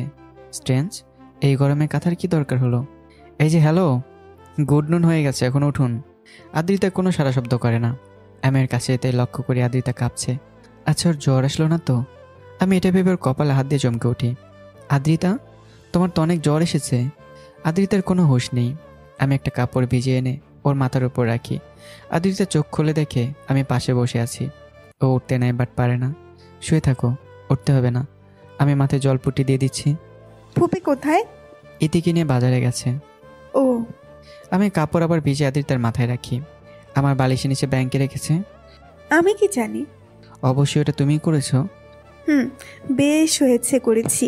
আপনার চুলকানি পাউডার, এর জন্য আমার আবার গোসল করতে হয়েছে, তাই জ্বর এসেছে। এখন আমি আইসক্রিম খেতে পারছি না, আমার কি হবে? ও, ভালো কথা মনে করেছো। তুমি থাকো, আমি একটু আসছি। এটা বলে আমি নিচে চলে আসি। আবার কিছুক্ষণ পর ফিরে আসি, হাতে একটা আইসক্রিম। আমি খাচ্ছি, তুমি বসে বসে দেখো। কি? আপনি সত্যি একটা মিসকা শয়তান। আহ, কোন আইসক্রিম কি স্বাদ, জাস্ট ওয়াও। জানো, ছোটবেলায় ভাবতাম আইসক্রিমওয়ালার মেয়েকে বিয়ে করব, তাহলে অল টাইম ফ্রি আইসক্রিম খেতে পারবো। কি? আপনি সত্যি পারেনও বটে। I know. যাক, এখন কেমন লাগছে? বেশ ঠান্ডা লাগছে। তাড়াতাড়ি সুস্থ হয়ে ওঠো, নাহলে আমার সাথে ঝগড়া করবে কে? বহুদিন পর এমন কাউকে পেলাম যার সাথে আমার সমানে সমানের লড়াই করা যায়। আমিও ছাড়বো না আপনাকে এভাবে দেখিয়ে আইসক্রিম খাওয়া। এরপর আমি রুম থেকে বেরোতেই মা চলে আসে। আমি তাকে সব কিছু বলি আদ্রিতা জ্বরের ব্যাপারে। এরপর তিনি গিয়ে আদ্রিতাকে খাবার খান, আর সাথে ওষুধও। এভাবে 2 দিন পরে আদ্রিতা পুরো সুস্থ হয়ে যায়। আমি আদ্রিতা যথেষ্ট টেক কেয়ার করছি। ভাইয়া, আসতে পারি? কিছু বলবে? অনেক ভাবলাম যে আপনার সাথে আর ঝগড়া করব না, তাই ফ্রেন্ডশিপ করতে চলে এলাম। হঠাৎ এই কথা? মাথায় কোনো দুষ্টুমি বুদ্ধি থাকলে ঝেড়ে ফেলো। আমি শিওর ওর মাথায় কিছু চলছে। আরে না, আমি ভালো হয়ে গিয়েছি। আপনার সাথে ফ্রেন্ডশিপ করতে এলাম আর আপনি এমন বলছেন। দেখুন, আপনার জন্য কত সুন্দর একটা স্কেচ বানিয়ে আনলাম, দেখতে অবিকল আপনার মতো। আর আপনি? ওকে, আমাকে দাও দেখি কি এঁকেছো। আদ্রিতা দিয়ে দৌড় লাগায়। আমি হাতে নিয়ে দেখি একটা বানরের ছবি এঁকেছে। ছবিটা দেখে হাসবো না কাঁদবো কিছু বুঝতে পারছি না। মেয়েটা আসলে অনেক দুষ্ট। কি ইনোসেন্ট ফেস নিয়ে এসেছিল, আর পরে এটা করলো। আমি একা একা বসে হাসতে থাকি। দুপুরে আমি একটা বুদ্ধি করি। আমি একটা কাগজে কিছু লিখে নিই, তারপর একটা শয়তানে হাসি দিই। আদ্রিতা রীতি বিকেলে ঘুরতে বের হবে। ওরা বেরোনোর আগেই আমি আদ্রিতার পাশে গিয়ে দাঁড়াই। কোথায় যাচ্ছিস? এই তো একটু ঘুরতে। ও আচ্ছা, সাবধানে যাস। এনে কিছু টাকা। ভাইয়া, তুই এত ভালো হলি কবে থেকে? দে, টাকা ফেরত দে। আচ্ছা, সরি। ওকে, যা। ইতি আর আদ্রিতা দুজনে হাঁটছে। আশেপাশে সবাই আদ্রিতাকে দেখে হাসাহাসি করছে। ও কিছুই বুঝতে পারছে না কি হচ্ছে। দেখতে তো সুন্দরী, কিন্তু পেতনি লেখে লাগিয়ে ঘুরছেন কেন? মানে? আপনার পিঠের কাগজেই তো পেতনি লেখা। আদ্রিতা অবাক হয়ে যায়। ইতির পিছনের কাগজটা খুলে আদ্রিতার হাতে দেয়। সেখানে বড় করে লেখা আছে, আমি এক পেতনি? তার মানে এই কারণেই সবাই আমাকে দেখে হাসছিল। ফুপির বাচ্চা দীপ, তোকে আমি ছাড়বো না। এভাবে অপমান কখনো হয়নি। আমি যদি তোর 12টা না বাজাচ্ছি, তাহলে আমার নামও আদ্রিতা নয়। তারপর ওরা আর ঘুরতে যায় না। দুজনে বাসায় এসে পড়ে। আদ্রিতা ভাবছে আমাকে কিভাবে শাস্তি দেবে। হঠাৎ ওর মাথায় আরেকটা প্ল্যান আসে। ও একটা শয়তানে হাসি দিয়ে নেয়। আমি সন্ধ্যার পর বাসায় ফিরি। রাতে খাবার খেয়ে টিভি দেখছিলাম, আর আদ্রিতা অপেক্ষা করছে কখন আমি ঘুমাবো। এই কারণে আমি অনেকক্ষণ পর রুমে গিয়ে শুয়ে পড়ি। আদ্রিতা চুপচাপ আমার রুমের সামনে এসে দাঁড়ায়। যখন ও বুঝতে পারে আমি সত্যিই ঘুমিয়ে গেছি, তখন দরজাটা হালকা খুলে আমার রুমের মাঝে ঢুকে পড়ে। মিস্টার ঝগড়াটে, আপনার জন্য আমার আজকে অনেক অপমান হতে হয়েছে। আমি আপনার এমন অবস্থা করব? আদ্রিতা খাটে উঠে আমার পাশে বসে পড়ে। এরপর লিপস্টিকটা বের করবে, তার আগে আমি কোলবালিশ ভেবে ওকে শক্ত করে জড়িয়ে ধরি। আদ্রিতা স্ট্রোক করার মতো অবস্থা। এমন পরিস্থিতিতে আগে কখনো পড়েনি। তুমি কেন এত দূরে দূরে থাকো? কেন চাইলেই ছুঁতে পারি না তোমাকে? আমার অনুভূতিগুলো কেন বুঝতে পারো না তুমি? আদ্রিতা বুঝতে পারছে না আমি জেগে আছি নাকি ঘুমিয়ে গেছি। আমি একে ছেড়ে আবার অন্যদিকে ফিরে শুই। আদ্রিতা শিওর হয়ে যে আমি ঘুমিয়ে আছি। ঘুমের মাঝে আবল তাবল বকছি। হারামি ব্যাটা খচ্চর, ঘুমের মাঝেও হার্ট অ্যাটাক দিবে, ইচ্ছে হচ্ছে খাট থেকে ফেলে দিই। কি ভয়টাই না পেয়েছিলাম, মুখটা বড় হলে হাতটা মুখ দিয়ে বেরিয়ে যেত।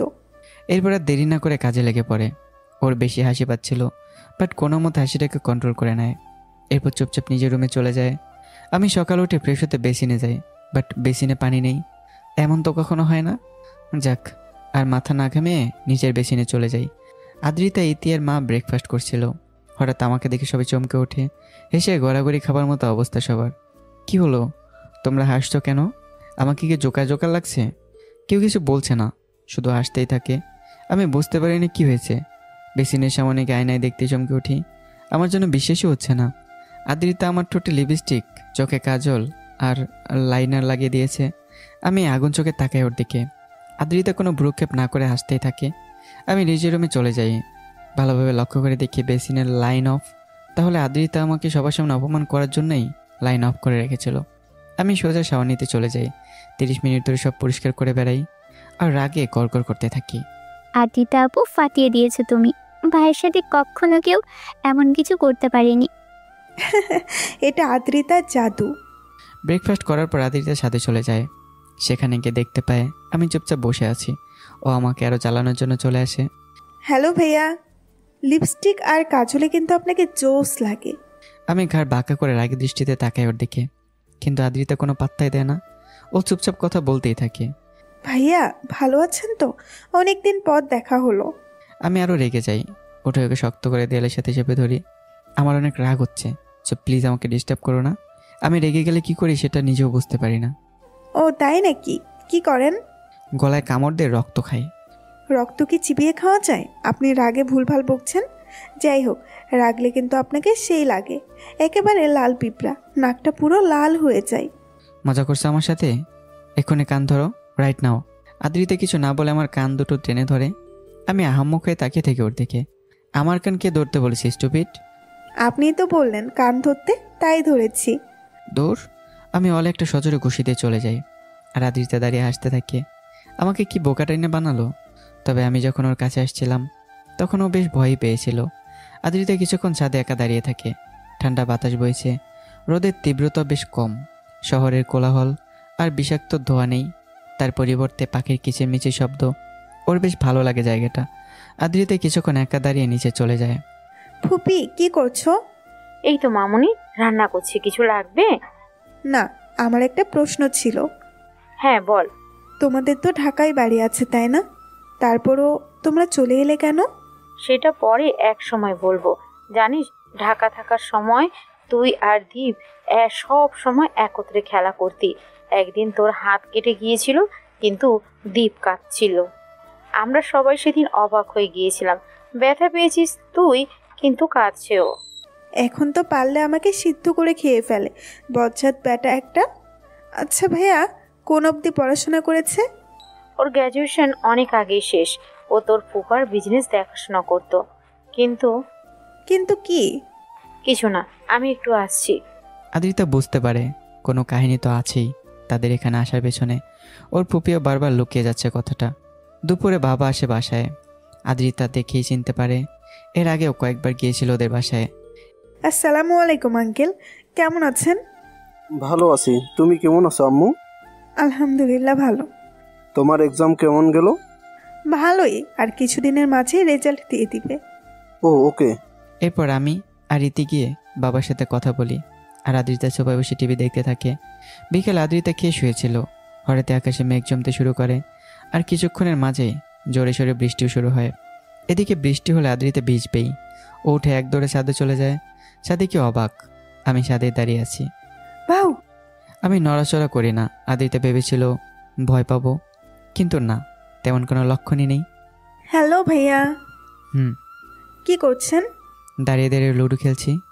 ও, আপনি কি নিম গাছ অনেক পছন্দ করেন? কেন? আপনার কথাগুলো যে তিতা, তাই। ও আচ্ছা। চলুন না বৃষ্টিতে ভিজি। না, আমার ঠান্ডা লেগে যাবে। প্লিজ। নো। আদ্রিতা আর কিছু বলে না, আমাকে টান দিয়ে সোজা বৃষ্টির মাঝে নিয়ে চলে যায়। এটা কি হলো? কই কি হবে? আমাকে কেন নিয়ে এলে? আমার ইচ্ছে হয়েছে তাই। দুজনে দাঁড়িয়ে ভিজতে থাকি। আদ্রিতা বাচ্চাদের মতো করছে, আর আমি দাঁড়িয়ে ওকে দেখছি। ব্ল্যাক ড্রেসটাতে ওকে দারুণ লাগছে। আদ্রিতা ধবধবে সাদা না, কিন্তু জামাটা ওর গায়ে বেশ মানিয়েছে। চুলগুলো থেকে পানি পড়ছে। এই মুহূর্তে ওকে বেশ সুন্দর লাগছে আমার কাছে। আদ্রিতা ভিজছিল, বৃষ্টির তেজ বেড়েই চলেছে। হঠাৎ কাছে কোথাও বাজ পড়ে আর ভয় পেয়ে সে আমাকে জড়িয়ে ধরে। আমি পুরো হা হয়ে যাই। আমার খুব কাছে আদ্রিতা, দুজনের শরীর মিশে আছে একে অপরের সাথে। আমি এখন কি করব কিছুই বুঝতে পারছি না।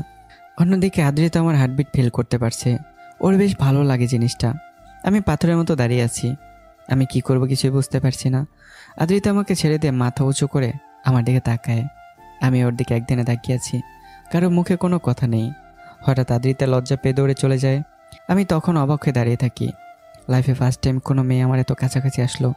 অদ্ভুত একটা অনুভূতি কাজ করছে আমার মাঝে, যা বলে বোঝানো সম্ভব নয়। রাতে খাবারের সময় দুজনেই কেউ কারো দিকে তাকাতেই পারি না। দুজনেই চুপচাপ খাচ্ছিলাম। হঠাৎ আমার আর আদ্রিতার পায়ে টাচ হয়। দুজনে একে অপরের দিকে একটু তাকিয়ে আবারও খেতে শুরু করি। কি রে মামুনি, এত তাড়াতাড়ি খাচ্ছিস কেন? আস্তে খা, খাবার গলায় আটকে যাবে। আমার খাওয়া শেষ। বলে আদ্রিতা রুমে দৌড় লাগায়। সবাই অবাক হয়ে তাকিয়ে থাকে কি হয়েছে এটা ভেবে। এটা কি হচ্ছে আমার সাথে? ওই ঝগড়াটেটাকে দেখলেই হার্টবিট বেড়ে যাচ্ছে বারবার। ওনার দিকে তাকাতেই পাচ্ছি না। আদ্রিতা, তুই আবার ঝগড়াটেটার প্রেমে পড়ে যাসনি তো? ও নিজেকে প্রশ্ন করে, বাট কোনো উত্তর পায় না। মানুষটা আসলেই অনেক ঝগড়াটে, কিন্তু আমার একটা জিনিস ভালো লাগে, উনি আমার দিকে কখনো কোনো বাজে নজরে তাকাননি। আমার জ্বরের সময়ও আমার কত কেয়ার করলেন। উফ, আমি আর ভাবতে পারছি না। আদ্রিতা বসে একা একা ভাবতে থাকে। ওর মাথায় এখন শুধু আমি ঘুরছি, চাইলেও সে আমাকে বাদ দিতে পারছে না। অন্যদিকে আমারও একই অবস্থা। আমার চোখে বারবার তখনকার দৃশ্যটা ভেসে আসছে। আদ্রিতার মায়াবী চোখ, আমাকে জড়িয়ে ধরা, একসাথে বৃষ্টিতে ভেজা, সব মিলিয়ে আমি চাইলেও জিনিসগুলো বলতে পারছি না। পরদিন সকালে উঠেই আদ্রিতা ঠিক করে আজকে সবার জন্য রান্না করবে। এতদিনে যা যা শিখেছে আর আম্মুর হেল্প নিয়ে রান্না শুরু করে দেবে। আমি সকাল সকালে বেরিয়েছিলাম। দুপুরে এসে ফ্রেশ হয়ে খেতে বসেই দেখতে পাই সব আমার ফেভারিট আইটেম রান্না হয়েছে। গরুর মাংস, পোলাও, মাছ আর সবজির ভাজি। ওয়াও আম্মু, থ্যাংক ইউ। থ্যাঙ্কস আদ্রিতাকে দে, ও সবটা রান্না করেছে, আমি তো জাস্ট হেল্প করেছি। ও ইয়াক, মনে হচ্ছে পোলাও না সিদ্ধ চাল খাচ্ছি। আপনার কাছ থেকে এটাই আশা করছিলাম। আমি তো সত্যিই বললাম। আসছে সত্যেন্দ্রনাথ ঠাকুর কোথাকার। আপু অনেক ভালো রান্না হয়েছে, ভাইয়ের কথা শুনো না। থ্যাংক ইউ বনু। আমি মুখে ভালো হয়নি বললেও আসলে খাবারটা বেশ ভালো হয়েছে। আমার বাবা আদ্রিতের প্রশংসা করে। খাওয়ার পর আমি নিজের রুমে চলে যাই। রুমে গিয়ে একটা ঘুম দেই। বিকেলে ছাদে চলে যাই। ছাদে গিয়ে দেখি আদ্রিতা এক কোণে দাঁড়িয়ে আছে। হ্যালো। কি করছো? বাতাস খাচ্ছি হা করে। ও আচ্ছা, মন খারাপ মনে হচ্ছে? কালকে রেজাল্ট দিবে, তাই কিছুটা টেনশন হচ্ছে। ও আচ্ছা, একটা কাজ করো। কি? আমি আদ্রিতার মাথা 2 হাত দিয়ে ধরি। এরপর বললাম, জোরে নাক দিয়ে শ্বাস নিয়ে মুখ দিয়ে ছাড়ো। আদ্রিতা সেটাই করে। কিছুক্ষণের মাঝেই মাথাটা একেবারে ক্লিয়ার হয়ে যায়। ও অবাক হয়, আর তো কোনো টেনশন হচ্ছে না। ওয়াও, দারুণ তো, এখন অনেকটা রিল্যাক্স লাগছে। আর টেনশন করো না, দেখবে রেজাল্ট ভালো হবে। Thank you. আরেকটা কথা। কি? রান্নাটা সত্যিই ভালো হয়েছে। এতটুকু বলে আমি হাঁটা শুরু করি। আদ্রিতা পেছন থেকে দাঁড়িয়ে আমাকে দেখতে থাকে। এই মানুষটাকে সত্যিই বোঝা ওর জন্য ইম্পসিবল। সন্ধ্যার আগে আগেই আমি বের হয়ে অবাক হয়ে যাই। আদ্রিতা আমার বাইকের ওপর উঠে আছে, আর ইতি পেছন থেকে ঠেলছে। পুরো আবুল হয়ে যায় ওদের কাণ্ড দেখে। এটা কি হচ্ছে? দেখছেন না বাইক চালাচ্ছি? বাইক চালাচ্ছ না ঠেলা গাড়ি? আর ইতি, তুই কি বাচ্চাদের মতো ঠেলছিস? আপু বাইক চালাচ্ছে আর আমি তাকে হেল্প করছি, এইটুকুই তো। তোদের দুটারই মাথা গেছে। আর আপনি ম্যাডাম বাইক থেকে নামুন, আমি একটু বেরোবো। তাহলে আমাকেও নিতে হবে। সাথে আমাকেও। আমার বাইকটাকে সরকারি সম্পত্তি পেয়েছিস, 1 টাকাও নেব না। নাও মুভ। প্লিজ। না। আদ্রিতা রাগ করে বাইক থেকে নেমে দাঁড়ায়। আমি বাইকে উঠে স্টার্ট দিয়ে চলে যাই। ব্যাটা এত সুন্দর করে প্লিজ বললাম, তারপরেও নিল না। দাঁড়া, দেখাচ্ছি মজা। ইতি, একটু চিনি নিয়ে আসো তো আমার সাথে। কেন? চিনি দিয়ে কি করবি? গোসল করব, বকবক না করে ফাস্ট নিয়ে আসো। আচ্ছা। ইতি চিনি নিয়ে এলে আদ্রিতা আমার রুমে সেই টি শার্ট আর ট্রাউজারে সেগুলো ছিটিয়ে দেয়। এখন খেলার পালা। আদ্রিতার জামায় চুলকানি পাউডারদের প্রতিশোধ আজকে পূরণ করবে। রাতে আমি বাসায় ফিরে ফ্রেশ হই। এরপর ট্রাউজার আর টি শার্টটা পরে নিচে এসে টিভি দেখতে বসি। আদ্রিতা সেখানেই ছিল। ও শুধু অপেক্ষায় রয়েছে কখন খেলা শুরু হবে। আমি বসে টিভি দেখছিলাম। ট্রাউজার আর টি শার্টে আদ্রিতা চিনি ফেলায় পিঁপড়ে এসেছে আর আমাকে কামড়াতে শুরু করে। উহ, আমি লাফাতে থাকি আর আদ্রিতা রীতি হাসতে হাসতে শেষ। আমি আর সহ্য করতে না পেরে রুমে চলে যাই। পিঁপড়ে সব জায়গায় কামড়ে 12টা বাজিয়ে দিয়েছে। বাহ আপু, তোমার বুদ্ধির তুলনা নেই। এটাই আদ্রিতার জাদু। আমি অষ্টমী গিয়ে আবারও গোসল করে নেই। সারা শরীরে অনেকটা জায়গায় ফুলে উঠেছিল। আমি জানি আদ্রিতাই কিছু করেছে। আমি রুমে বসে রাগে ফুঁসতে থাকি। অন্যদিকে আদ্রিতা রুমে পায়চারি করছে। রেজাল্ট নিয়ে এখনও টেনশন হচ্ছে তার। হঠাৎ ওর বান্ধবী নিধি কল দেয়। হ্যালো লালমরিচ, কেমন আছিস? আলহামদুলিল্লাহ ভালো। তুই কেমন আছিস পেতনি? ভালো। কি করছিস? এই তো রুমে দাঁড়িয়ে হাসছি। কালকে তো রেজাল্ট দিবে, তাই না? তুই তো শিওর ভালো রেজাল্ট করবি। তোর আবার টেনশন কিসের? জানি না, বাট অনেক টেনশন হচ্ছে। ওকে, বাদ দে সব। বল, দিন কেমন কাটছে ওখানে? বেশ। ভেবেছিলাম গ্রামে এসে বোর হব, বাট জায়গাটা বেশ উন্নত। আর মিস্টার ঝগড়াটে তো আছেই, ওনার সাথে সারাক্ষণ দুষ্টুমি করি। ঝগড়াটে? এটা আবার কে? ও, ওই যে বলেছিলি ঝগড়াটে ভাল্লুক। ফুপির ছেলে। আদ্রিতা প্রথম থেকে নিধিকে সব ঘটনা খুলে বলে। নিধিও সব শুনে হাসতে হাসতে শেষ। সত্যি তোরা পারিস? বাট একটা জিনিস ভালো লাগে, ওনার মন বেশ ফ্রেশ। আর আমার দিকে কখনো বাজে কোনো নজরে দেখেনি। আর আমার জ্বরের সময় বেশ কেয়ার করেছে। তা মিস্টার ঝগড়াটাকে নিয়ে আসিস তো, আমার দেখতে ইচ্ছে হচ্ছে দুলাভাইকে। হোয়াট? দুলাভাই? কার দুলাভাই? কিসের দুলাভাই? তুই যেভাবে ওনার কথা বললি, ওনার প্রশংসা করলি, আগে কখনো করিসনি। আমার তো মনে হচ্ছে তুই ওনার জন্য ফিদা হয়ে আছিস। ধুর, তেমন কিছু না। এমন ঝগড়াটা একটা লোক, আর যেই রাগ পারলে তো আমাকে পানিতে চুপিয়েই ফেলে। আচ্ছা বল, আসবি কবে? পরশু শিওর। ওকে আয়, একসাথে ভার্সিটিতে ভর্তি হব। ওকে। ওকে। রাতে খেয়েছিস? হ্যাঁ, তুই? আচ্ছা তাহলে রাখছি, তাড়াতাড়ি চলে আয়। ওকে। আদ্রিতা কল কেটে কিছুক্ষণ আমার দেখানো কায়দায় নাক দিয়ে জোরে জোরে শ্বাস নিয়ে মুখ দিয়ে ছেড়ে দেয়। এভাবে মাথাটা অনেকটা ক্লিয়ার লাগে। এরপর রুমে শুয়ে চুপচাপ ঘুমিয়ে যায়। পরদিনও সকাল উঠে দেখে 12টা বেজে গেছে। ও উঠে ফ্রেশ হয়ে নিচে গিয়ে দেখে আমি টিভি দেখছি। তোমার কাছ থেকে এটা এক্সপেক্টেড ছিল না, এভাবে ফেল করবে। ছি। কি? আমি ফেল করেছি? হ্যাঁ, মামা ফোন দিয়ে জানালো আর আমাকে বলেছে একজন ভালো রিক্সাওয়ালা খুঁজতে। কেন? কেন আবার? তোমাকে তার সাথে বিয়ে দেবে। এমন ফেল করা মেয়েকে তো আর আমার মতো হ্যান্ডসাম ছেলে বিয়ে করবে না, তাই না? আপনি মজা করছেন, তাই না? মোটেই না। দেখছো না, মা তোমার জন্য রিক্সাওয়ালা খুঁজতে অলরেডি বেরিয়েছে। ছি, এইভাবে কেউ ফেল করে? আদ্রিতা মন খারাপ করে দাঁড়িয়ে থাকে। ও তো সবগুলো এক্সাম ভালোই দিয়েছে, তাহলে ফেল করলো কিভাবে? হঠাৎই আমার মা বাসায় চলে আসে, সাথে ইতিও। ও দৌড়ে গিয়ে তাকে জড়িয়ে ধরে কেঁদে দেয়। ফুপি। আরে কি হয়েছে, কাঁদছিস কেন? আমি বুঝতে পারিনি এত খারাপ রেজাল্ট হবে। মানে কোথায় খারাপ রেজাল্ট? তুই তো A+ পেয়েছিস। আর নিশ্চয়ই এই দ্বীপ তোর সাথে দুষ্টুমি করেছে। আমি তো আরো তোর জন্য মিষ্টি এনেছি। ফুপি, তোমার ছেলেকে আমি কিন্তু ঘাড় মোটকে খাবো। ওনার জন্য আমাকে কাঁদতে হলো। আচ্ছা বাদ দে, এই নে মিষ্টি খা। আদ্রিতা তার হাত থেকে খেয়ে নেয়। ইতিওকে কংগ্রেস জানায়। আমি উঠে একটা মিষ্টি নিয়ে আদ্রিতার মুখের সামনে ধরি। আদ্রিতা হা করলে ওকে না দিয়ে আমি নিজেই খেয়ে ফেলি। কি ভেবেছো তোমাকে দেব? আমি তো ভেবেছিলাম একটা রিক্সাওয়ালার সাথে বিয়ে হবে, কিন্তু সেটা হলো না। So sad. আপনার কাছ থেকে এটাই আশা করেছিলাম। গুড।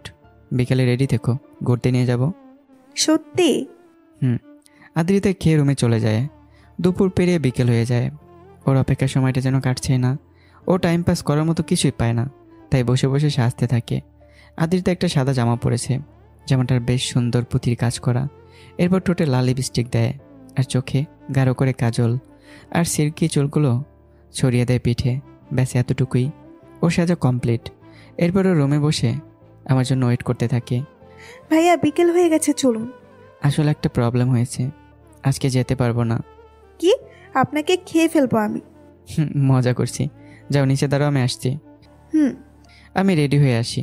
এরপর দুজনে বাইকে উঠে পড়ে। আমি বাইক স্টার্ট দিয়ে চালাতে থাকি। আর একটু জোরে চালান। আমি আরও জোরে চালাতে থাকি।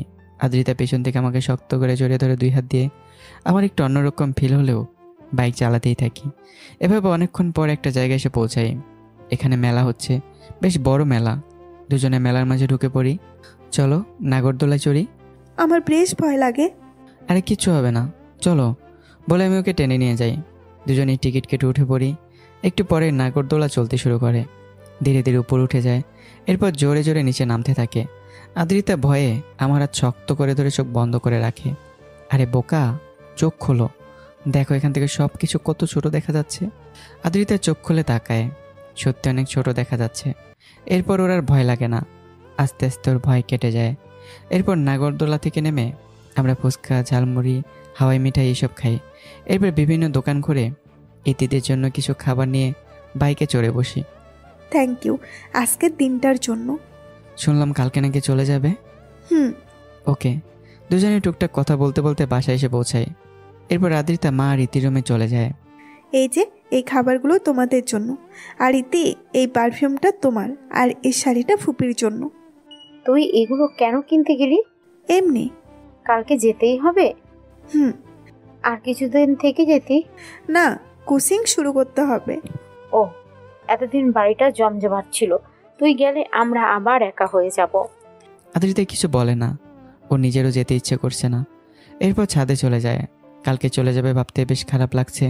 ছাদে গিয়ে দেখে আমিও দাঁড়িয়ে আছি সেখানেই। এখানে কি করছেন? কিছু না, এমনি দাঁড়িয়ে আছি। ও, একটা প্রশ্ন করি। হুম। আমি চলে গেলে আমাকে মিস করবেন? এসেছো যখন যেতে তো হবেই। উফ, টেরা কথা ছাড়া অন্য কিছু পারেন না? পারি, তোমাকে ছাদ থেকে ফেলে দিতে পারি। আদ্রিতা চলে যাচ্ছিল, কিন্তু আমি পেছন থেকে আর হাতটা ধরে ফেলি। কিছু বলবেন? আমি কিছু না বলার পেছনে গিয়ে দাঁড়াই। আদ্রিতার চুলগুলো সরিয়ে ওকে একটা লকেট পরিয়ে দিই। যতবারই আমার ঠান্ডা হাতে ছোঁয়া লেগেছে, আদ্রিতা ততবারই কেঁপে উঠছে। এটা তোমার জন্য। এটা কখন কিনলেন? যখন তুমি ফুচকা খাচ্ছিলে তখন। ও, অনেক সুন্দর লকেটটা, ধন্যবাদ। এরপর দুজনে কিছুক্ষণ চুপচাপ দাঁড়িয়ে থাকি। কিছুক্ষণ পর যে যা রুমে চলে যাই। রাতে খাবারের সময় সবারই মন খারাপ। পরদিন বিকেল আদ্রিতা সব গুছিয়ে রওনা দেয়। সকালে যেতে চেয়েছিল, কিন্তু গাড়ি পায়নি, তাই যেতে পারিনি। আমিও সাথে যাব, বেশ লম্বা পথ, তাই মা ওকে একা ছাড়তে চায় না, যদিও একাই এসেছিল। পুপি, আমি আসছি বলে আদ্রিতা কান্না করে দেয়। আমার মা ওকে জড়িয়ে ধরে কেঁদে দেয়। এরপর ইতির কাছ থেকে আদ্রিতা বিদায় নিয়ে রওনা দেয়। আমরা একটা অটোতে করে বাস স্ট্যান্ডে গিয়ে পৌঁছাই। জানালার পাশের সিটটা আমার। বললেই হলো, ওটা আমার। দুজনে বেশ কিছুক্ষণ তর্ক করি। শেষে আমি আদ্রিতাকে জানালার পাশে বসতে দেই। কিছুক্ষণ পরে গাড়ি চলতে শুরু করে। অলরেডি সন্ধ্যা হয়ে গেছে। দুজনেই চুপচাপ বসে আছি। আমার বেশ ঘুম পাচ্ছে। আমি বারবার আদ্রিতার দিকে ঘুমে ঢলে পড়ছি। আদ্রিতা বুঝতে পারে। বেটা কি বচ্চাত, মস্কাবে তবু ভাঙবে না। আদ্রিতা এরপর আমার ওর কাছে ঘেসে বসে। আমি ওর ঘাড়ে মাথা রেখে ঘুমিয়ে পড়ি। আদ্রিতাও চুলগুলো টেনে দিতে থাকে। ওর কেন জানি বেশ ভালো লাগছে। আদ্রিতার খুশির কারণ কি আদ্রিতা কিছুই জানে না, কিন্তু আমার প্রতি ওর ভালো লাগা প্রতিনিয়ত বেড়েই চলেছে। আদ্রিতা কিছুক্ষণ পরে ঘুমিয়ে যায়। সকাল সকাল আমার চোখ খুললে দেখতে পাই আদ্রিতা আমার ঘাড়ে মাথা দিয়ে শুয়ে আছে। ঘুমন্ত অবস্থায় ওকে বেশ মায়াবী লাগছে। আমি একদিনে কিছুক্ষণ তাকিয়ে থাকি ওর দিকে। হঠাৎই আদ্রিতা চোখ খুলে আমি অন্যদিকে তাকাই। আমরা কি পৌঁছে গেছি? হুম। ওকে, চলুন নামা যাক। দুজনেই নেমে পড়ি। এরপর একটা সিএনজি নিয়ে আদ্রিতাদের বাসায় চলে যাই। আমি অনেক বছর পর এই শহরে পা রাখলাম। কেমন জানি একটা অন্যরকম অনুভূতি কাজ করছে। বাসায় গিয়ে আমি আর আদ্রিতা দুজনেই আদ্রিতার মা বাবা মানে আমার মামা মামির সাথে কিছুক্ষণ কথা বলি। এরপর রুমে গিয়ে একটা লম্বা ঘুম দেই। আদ্রিতা নিজের রুমে গিয়ে একটা ঘুম দেয়। দুপুরের দিকে আদ্রিতার ঘুম ভাঙে। ও আমার রুমে এসে দেখে আমি এখনও ঘুমোচ্ছি।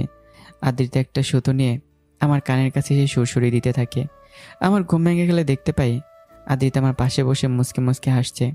দিলে তো ঘুমটা নষ্ট করে, কত সুন্দর একটা স্বপ্ন দেখছিলাম। তাই নাকি? তা কি স্বপ্ন দেখছিলেন? কোনো পেতনিকে নিয়ে নাকি? তোমাকে বলা যাবে না। বাইরে রাস্তা, এখন টাইম কত? প্রায় 2টা বাজে। ফ্রেশ হয়ে আসুন, মা খেতে ডাকছে। ওকে। আমি ফ্রেশ হয়ে নিচে যাই। আদ্রিতা আর ওর বাবা মা টেবিলে বসেছিল। আমি গিয়ে যোগ দেই ওদের সাথে। দীপ, আপা কেমন আছে? আর ইতি? হ্যাঁ, সবাই ভালো আছে। এখন সব ঠিক আছে তাই না? আগের মতো কি প্রবলেম হয়? আদ্রিতা বুঝতে পারে না কিসের প্রবলেমের কথা বলা হচ্ছে, কিন্তু ওকে ছাড়া সবাই বুঝতে পারে। আসলে মাঝে আমার একটা প্রবলেম হয়েছিল, তাই আমরা গ্রামে চলে যাই। এ ব্যাপারে সামনে জানতে পারবেন। না, এখন সব ঠিক আছে। ও, তাহলে তো তোরা এখানেই থাকতে পারিস, গ্রামে থাকার কি দরকার? আম্মুই ভালো জানে, আমি তো অনেকবার বলেছি, কিন্তু সে রাজি হচ্ছে না। ও আচ্ছা, তুই কিন্তু আর যেতে পারবি না। আমার সাথে বিজনেস দেখাশোনা করবি।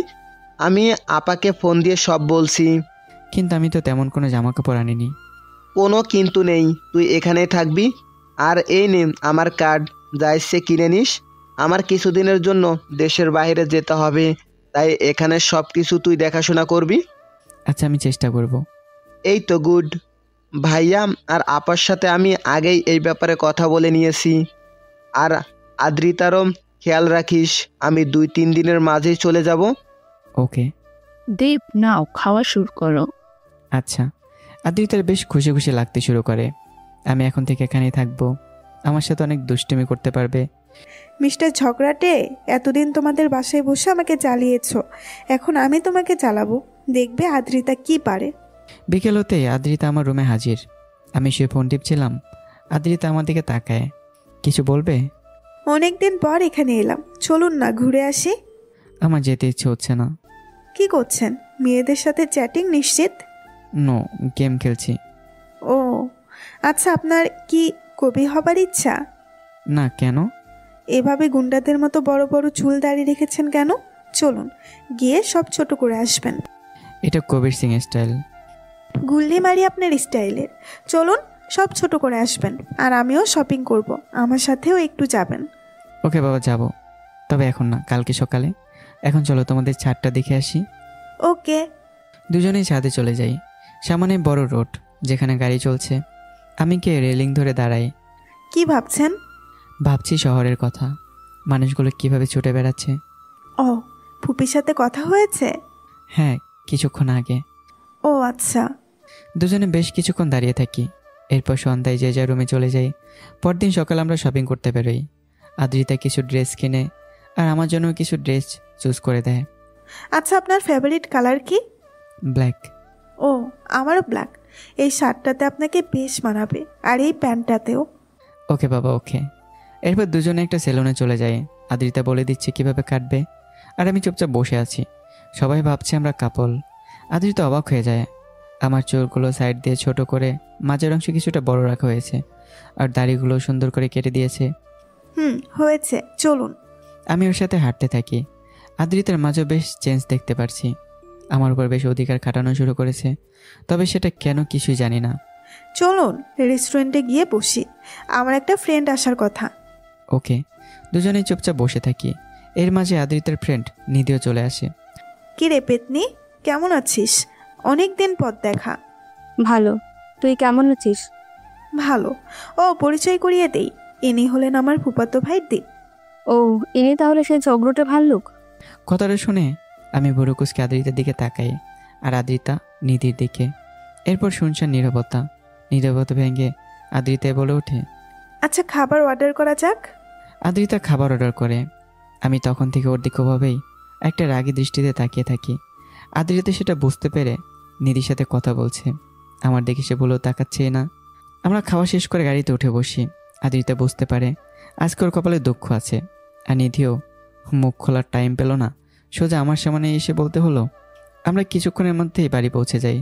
আদ্রিতা নিজের রুমে যাবার আগেই আমি ওকে টেনে নিজের রুমে নিয়ে চলে যাই। আমি ঝগড়টে ভাল্লুক, তাই না? আও, আমার ব্যথা লাগছে। লাগুক, আমাকে ভাল্লুক মনে হয় কোন অ্যাঙ্গেলে? সব অ্যাঙ্গেলে। তোমাকে আমি কি কিছু করবো তার আগে আদ্রিতা নিজেকে ছাড়িয়ে দেয় দৌড়।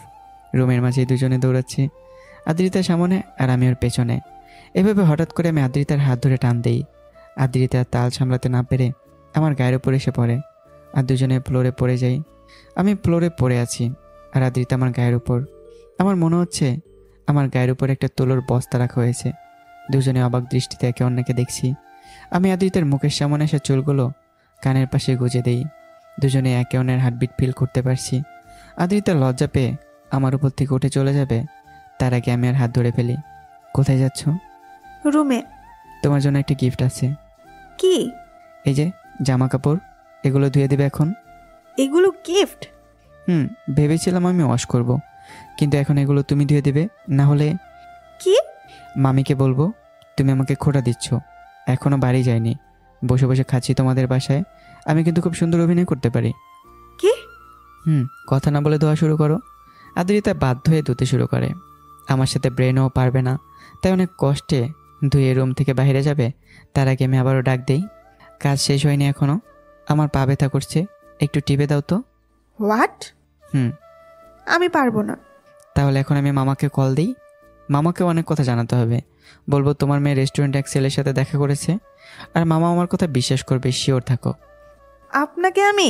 কথা না বলে চুপচাপ টিপে দাও, সেটাই ভালো হবে তোমার জন্য। গলা টিপে দেই একবারে। আমি আর কোনো কথা বলি না। আদ্রিতা এসে আমার পা টিপে দেয়। আমি আরামে ঘুমিয়ে যাই। আদ্রিতা এই সুযোগে চলে যায়, রুমে গিয়ে প্ল্যান করতে থাকে। আমাকে ব্ল্যাকমেইল করা, তাই না? এবার দেখাবো মজা লাঞ্চের সময়। আদ্রিতা লাঞ্চের টাইমের আগেই টেবিলে ওয়েট করতে থাকে। অনেকক্ষণ পর আমি সেখানে যাই। আমি গিয়ে চেয়ারে বসবো, তার আগেই আদ্রিতার সুপারগুলো বের করে চেয়ারে ঢেলে দেয়। আমি বসে চুপচাপ খেতে থাকি, আর আদ্রিতা মুসকে মুসকে হাসতে থাকে। আমি খেয়ে উঠতে যাব, কিন্তু উঠতে পারছি না। বারবার চেষ্টা করি, কিন্তু উঠতে পারি না। আদ্রিতাকে হাসতে দেখে আমি বুঝতে পারি এটা ওরই কাজ। আমি আরেকটু চেষ্টা করতে একটা শব্দ হয়। আমি তাকে দেখি প্যান্টের অনেকটা অংশ ছিঁড়ে চেয়ারের সাথে লেগে আছে। মানিজ্য সব গেল। আমি উল্টো দিকে ফিরে চেয়ারটা নিয়েই চলে যাই, যাতে কিছু দেখা না যায়। আর আদ্রিতা হাসতে হাসতে অজ্ঞান হবার মতো অবস্থা। বজ্জাত মেয়েটার জন্য আজকে আমার মানিজ্যতের পুরো 12টা বেজে গেল। ইস, কি লজ্জাতেই না পড়তে হলো। আমি চুপচাপ এগুলো ভাবছি। তুই কিছু করেছিস তাই না? দীপকে যে ওভাবে যেতে হলো। আমি আবার কি করব? আমি তো তোমার সামনেই চুপচাপ বসে খাচ্ছি। তুই যে কত ভালো তা ভালো জানা আছে আমার। এখন চুপচাপ খা। ওকে। আদ্রিতা খেয়ে রুমে চলে যায়। ওর এখনো হাসি পাচ্ছে। আমার অবস্থাটা কী যে হলো এটা ভেবেই। বিকেল হতে আদ্রিতা এসে আমার রুমে হাজির। আমি চুপচাপ বসেছিলাম, ওকে দেখে লাফ দিয়ে উঠলাম। তুমি? এভাবে অবাক হওয়ার কি আছে? আমাকে কি নিউ দেখছেন? দুপুরের কথা ভুলে গেছো তাই না? দেয়ালের সাথে চেপে ধরে এই কথাটা বললাম। কই, আমার তো কিছুই মনে পড়ছে না। আমি কোনো কথা বলি না। দুজনে একে অপরের দিকে তাকিয়ে আছি। আদ্রিতা একটা লাল জামা পরেছে, ওকে দেখতে বেশ সুন্দরী লাগছে। আমি অবাক হয়ে দেখছি ওকে। আদ্রিতা যে এতটা সুন্দর আগে তা খেয়াল করিনি। কি দেখছেন? কিছু না। চলুন ঘুরতে যাব, রুমে ভালো লাগছে না। আমিও ভাবছিলাম। ওকে, রেডি হয়ে আসুন। ওই কালো শার্টটা পরবেন। ওকে ওকে। আমি রেডি হয়ে নিচেকে দাঁড়াই। আদ্রিতা এখনও রেডি হচ্ছে। ও এত টাইম কেন নিচ্ছে আমি বুঝতে পারছি না। প্রায় 20 মিনিট পর আদ্রিতা বেরোয়। আমি ওকে দেখে জাস্ট অবাক দৃষ্টিতে তাকিয়ে থাকি। আদ্রিতা একটা কালো শাড়ি পরেছে। শাড়িতে সুন্দর পুঁথির কাজ করা, সাথে ম্যাচ করে কালো ব্লাউজ, চুলগুলো এক সাইডে কোমর অবধি ছড়ানো, চোখে হালকা কাজল, আর ঠোঁটে লাল লিপস্টিক। সব মিলে জাস্ট ওয়াও। আমাকে কেমন লাগছে? শাড়িটা সুন্দর, বাট তোমাকে মানায়নি। আপনাকে সত্যি সত্যি ইচ্ছে করে কিছু কিছু সময় হাতুড়ি দিয়ে মাথায় একটা বাড়ি দিতে। আমি তো সত্যিই বলছি। ওকে ফাইন, যাবার দরকার নেই, আমি গিয়ে খুলে আসছি। থাক, চলো, সুন্দর লাগছে। আদ্রিতা একটা বেঞ্চকে দিয়ে পাশে এসে দাঁড়ায়। এরপর একটা রিক্সা ডাক দিই, আর দুজনেই তাতে চড়ে বসি। একটা মেয়ের পাশে এভাবে রিক্সায় বসতে আমার বেশ আনিজি লাগছে। না চাইতেও আদ্রিতার সাথে বারবার শরীরের টাচ লাগছে। ও তো একদম চেপে বসে আছে। আরে পড়ে যাবেন তো? আমি বাঘ না ভাল্লুক যে আপনাকে খেয়ে ফেলবো? না, তেমন কিছু না। তাহলে ঠিকভাবে বসুন, রাস্তাটা সুন্দর না? হ্যাঁ। আমি চুপচাপ বসে থাকি। আদ্রিতা আর চোখে আমাকে দেখছে। কালো শার্টে আমাকে বেশ মানিয়েছে। শ্যামলা ছেলেদের কালো শার্টে বেশ মানায়।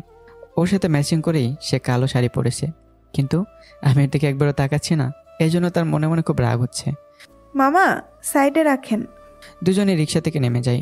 এবার একটা পার্কে প্রবেশ করি। আশেপাশে বেশিরভাগই কাপল। চলুন গিয়ে ওখানে বসি। ওকে।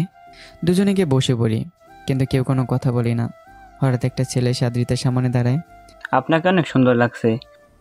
ধন্যবাদ। আমি কি আপনার নাম্বার পেতে পারি?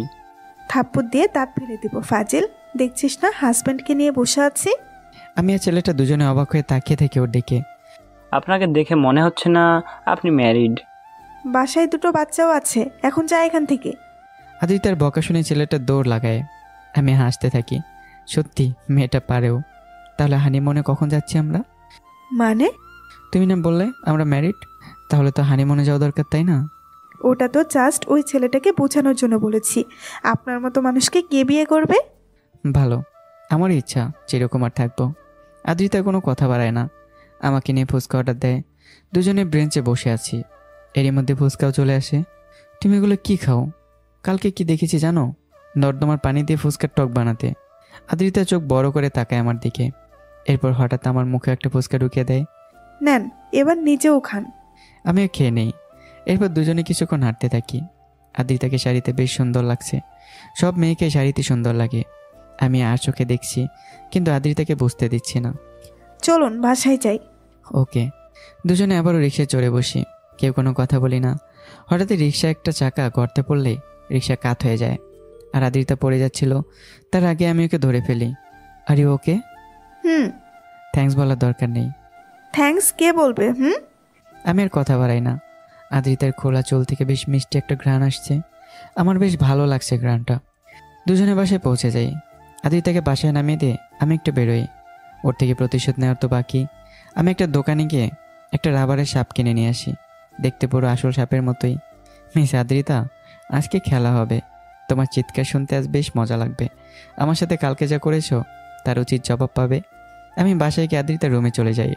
আদ্রিতার রুমে নেই, হয়তো ওয়াশরুমে আছে। আমি খাটের উপর আদ্রিতার শাড়ি দেখতে পাই, হয়তো খুলে রেখেছে। আমি সাপটাকে আদ্রিতার শাড়ির মাঝে রেখে চুপচাপ রুম থেকে বেরিয়ে দরজার কাছে দাঁড়িয়ে থাকি। আদ্রিতা ওয়াশরুম থেকে বেরিয়ে শাড়িটা ভাঁজ করতে যাবে, হঠাৎ এই সাপটা দেখে একটা চিৎকার দেয়। এরপর ভয়ে এক কোণায় দাঁড়িয়ে ওর আম্মুকে ডাকতে থাকে। আমি হাসতে হাসতে রুমে ঢুকি।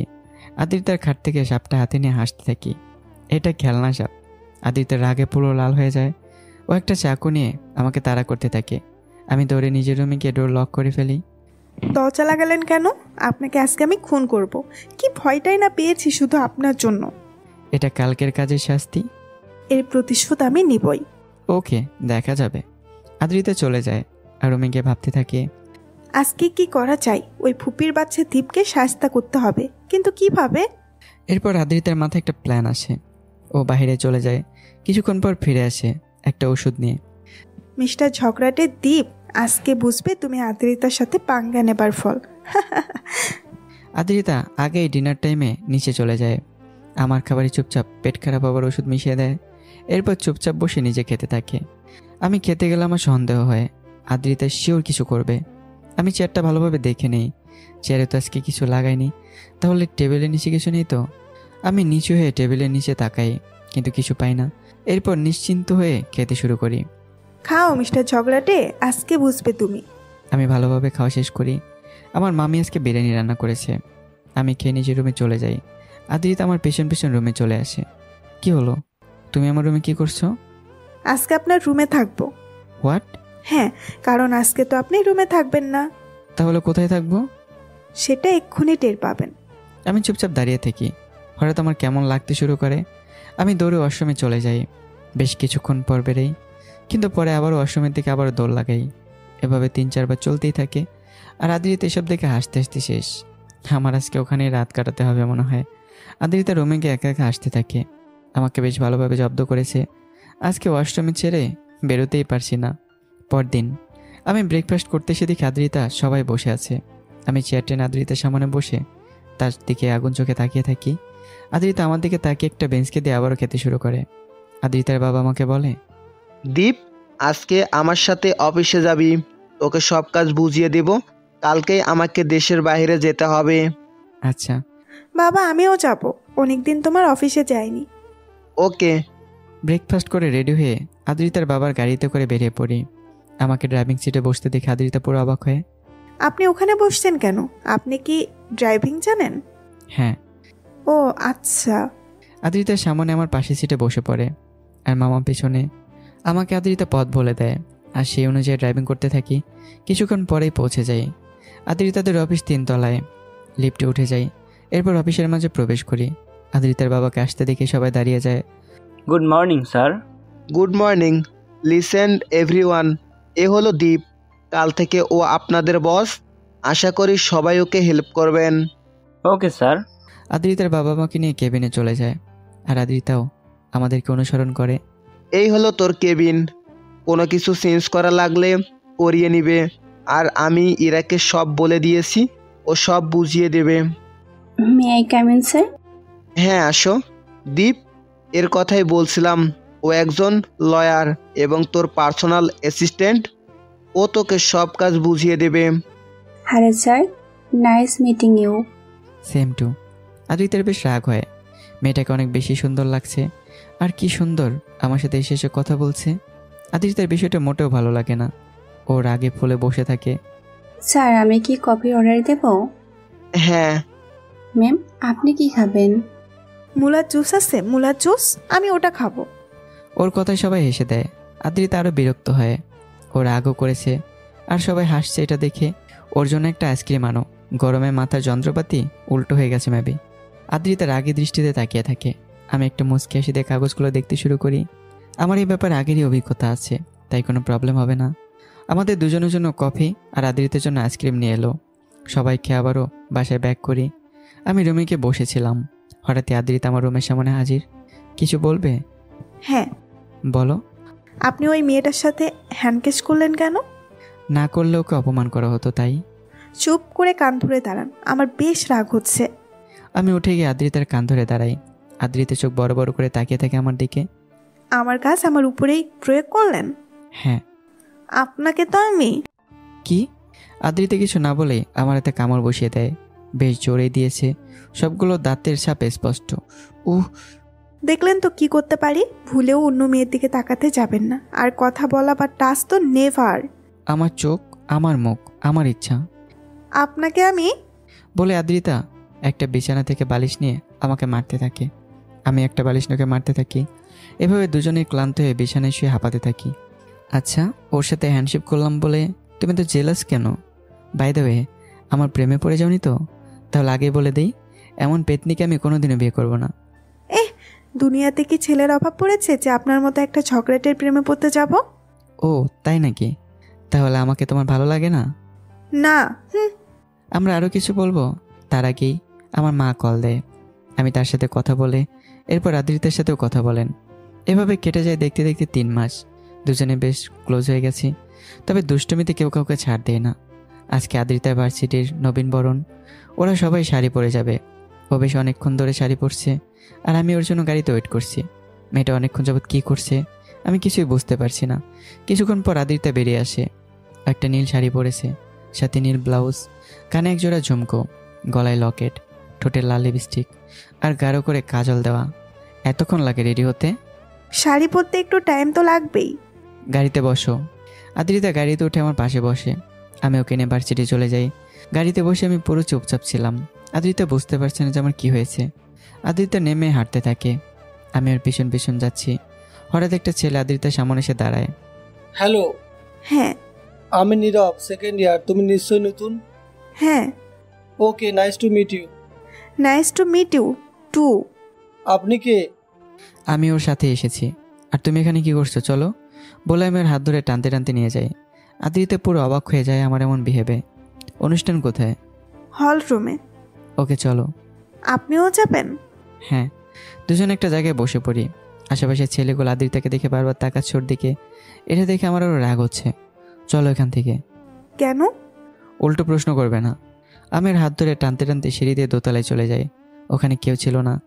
আদ্রিতাকে একটা রুমে ঢুকে দরজা লাগিয়ে দেয়ালের সাথে চেপে ধরি। এত শাস্তি কে বলেছে? হ্যাঁ। আদ্রিতা বুঝতে পারে না আমি কেন এত রেগে আছি। ও শুধু অবাক চোখে তাকিয়ে থাকে যে এত রাখতে তো আগে দেখেনি আমাকে। আপনি এত রেগে আছেন কেন? নিজের কোমর সবাইকে দেখাতে খুব ভালো লাগে তাই না? আদ্রিতা তাকিয়ে দেখে ওর কোমর থেকে শাড়ির আঁচল অনেকটা সরে গেছে। আদ্রিতা ভালোভাবে শাড়ি দিয়ে নিজেকে ডেকে নেয়। এত সুন্দর হতে কে বলেছে তোমাকে? হ্যাঁ, অন্য কেউ তোমাকে দেখবে, এটা অসহ্য লাগে আমার কাছে, জাস্ট অসহ্য। আদ্রিতা শুধু তাকিয়ে থাকে। আমি ওকে আরও কাছে টেনে নেই। আদ্রিতার চুলগুলো কানের পাশে গুজে দিয়ে ওর গালে হাত ছুঁয়ে দিই। আদ্রিতা শুধু দেখেই যাচ্ছিল আর ভাবতে থাকে মানুষটা আসলেই ক্রেজি, কখন কী করবে কিছুই বোঝা যায় না। তবে আমার ছোঁয়া পেয়ে আদ্রিতের পুরো শরীর ঠান্ডা হয়ে গেছে।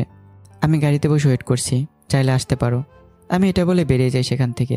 আর আদ্রিতা দাঁড়িয়ে থাকে। আমি কি তাহলে ওর জন্য ফিল করি? কিন্তু কখনো কিছু বুঝতে দেই না কেন। ওহ, মানুষটা সত্যি আদ্রিতাকে পাগল করে ছাড়বে, এসবই সে মনে মনে ভাবতে থাকে। আদ্রিতার দোতলা থেকে ধীরে ধীরে নামে। ও বেশি শাড়ি পরে না, তাই সামলাতে বেশ প্রবলেম হচ্ছে। ধীরে ধীরে সিঁড়ি দিয়ে নেমে ভার্সিটি থেকে বেরিয়ে গেটের কাছে চলে আসে। আমি আগে থেকে গাড়ি নিয়ে ওয়েট করছিলাম। আদ্রিতা দরজা খুলে গাড়িতে বসতেই আমি গাড়ি স্টার্ট দিই। ফোনের জিপিএস অন করে ম্যাপ দেখে ড্রাইভিং করতে থাকি। আদ্রিতা শুধু আমার দিকে তাকিয়ে আছে। আমিও বুঝতে পারি বিষয়টা, কিন্তু কিছু বলি না। ড্রাইভিংয়ে ব্যস্ত। বেশ কিছুক্ষণ ড্রাইভিং করার পর আমরা একটু নদীর পাড়ে এসে পৌঁছাই। সকাল থেকে রোদ নেই, আজকে আবহাওয়াটাও কেমন ঠান্ডা। নামো। আদ্রিতা সিট বেল্ট খুলে গাড়ি থেকে নেমে দাঁড়ায়।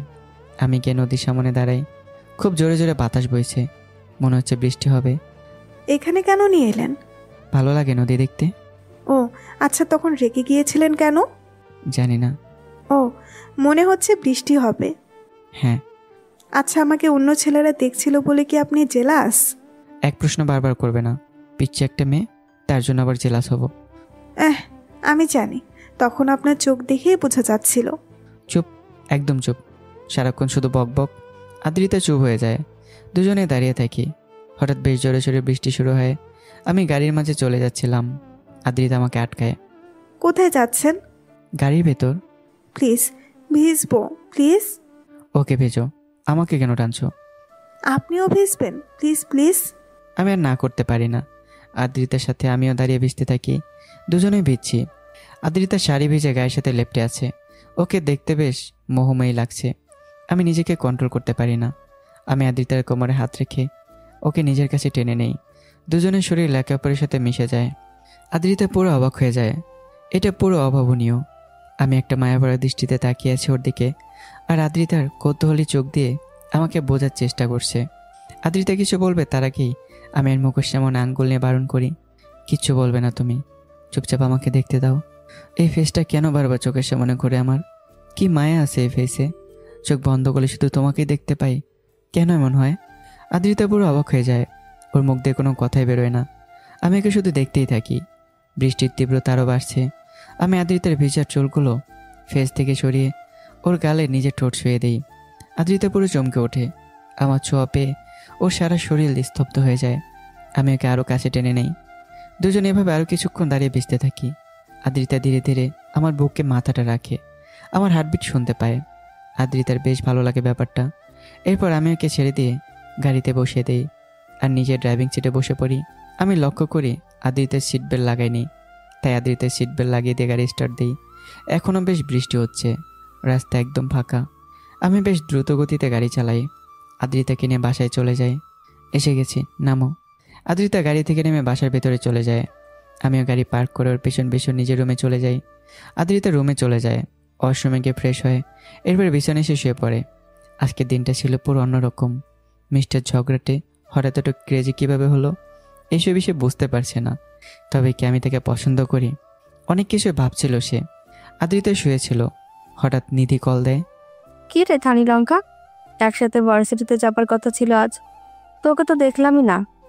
গিয়েছিলাম, বাট চলে এসেছি। কেন? আদ্রিতা নিধিকে ভার্সিটির সমস্ত ঘটনা খুলে বলে, তবে পরের ঘটনাটা জানায়নি, গোপনে রেখেছিল। এ কি মহাকাণ্ড! মিস্টার ঝগড়াটের সেও তোর প্রেমে পড়েছে। কি? হ্যাঁ শোন, মানুষ দুই ধরনের হয়ে থাকে। এক ধরনের মানুষ মন খুলে ভালোবাসার কথা বলতে পারে, আরেক টাইপের মানুষ থাকে গম্ভীর। এরা অনেক লাভ করবে বাট মুখ দিয়ে বলবে না। আমার মনে হয় মিস্টার ঝগড়াটা তোকে অনেক পছন্দ করেন, কিন্তু বলে না। আদ্রিতা চুপ হয়ে যায়। সত্যি কেমন ও বুঝতে পারে না, তবে তখনকার ঘটনাটা চোখের সামনে করতে থাকে। আচ্ছা, আমি তোর সাথে পরে কথা বলবো, এখন একটু রাখছি। ওকে ওকে। আদ্রিতা কল কেটে দিয়ে আমার রুমে আসে। রুমে এসে দেখে আমি রুমে নেই। ও বেরিয়ে আসবে তার আগে বিছানায় আমার ফোন দেখতে পায়। ও ফোনটা খুলে দেখে ফোন লক করা নেই।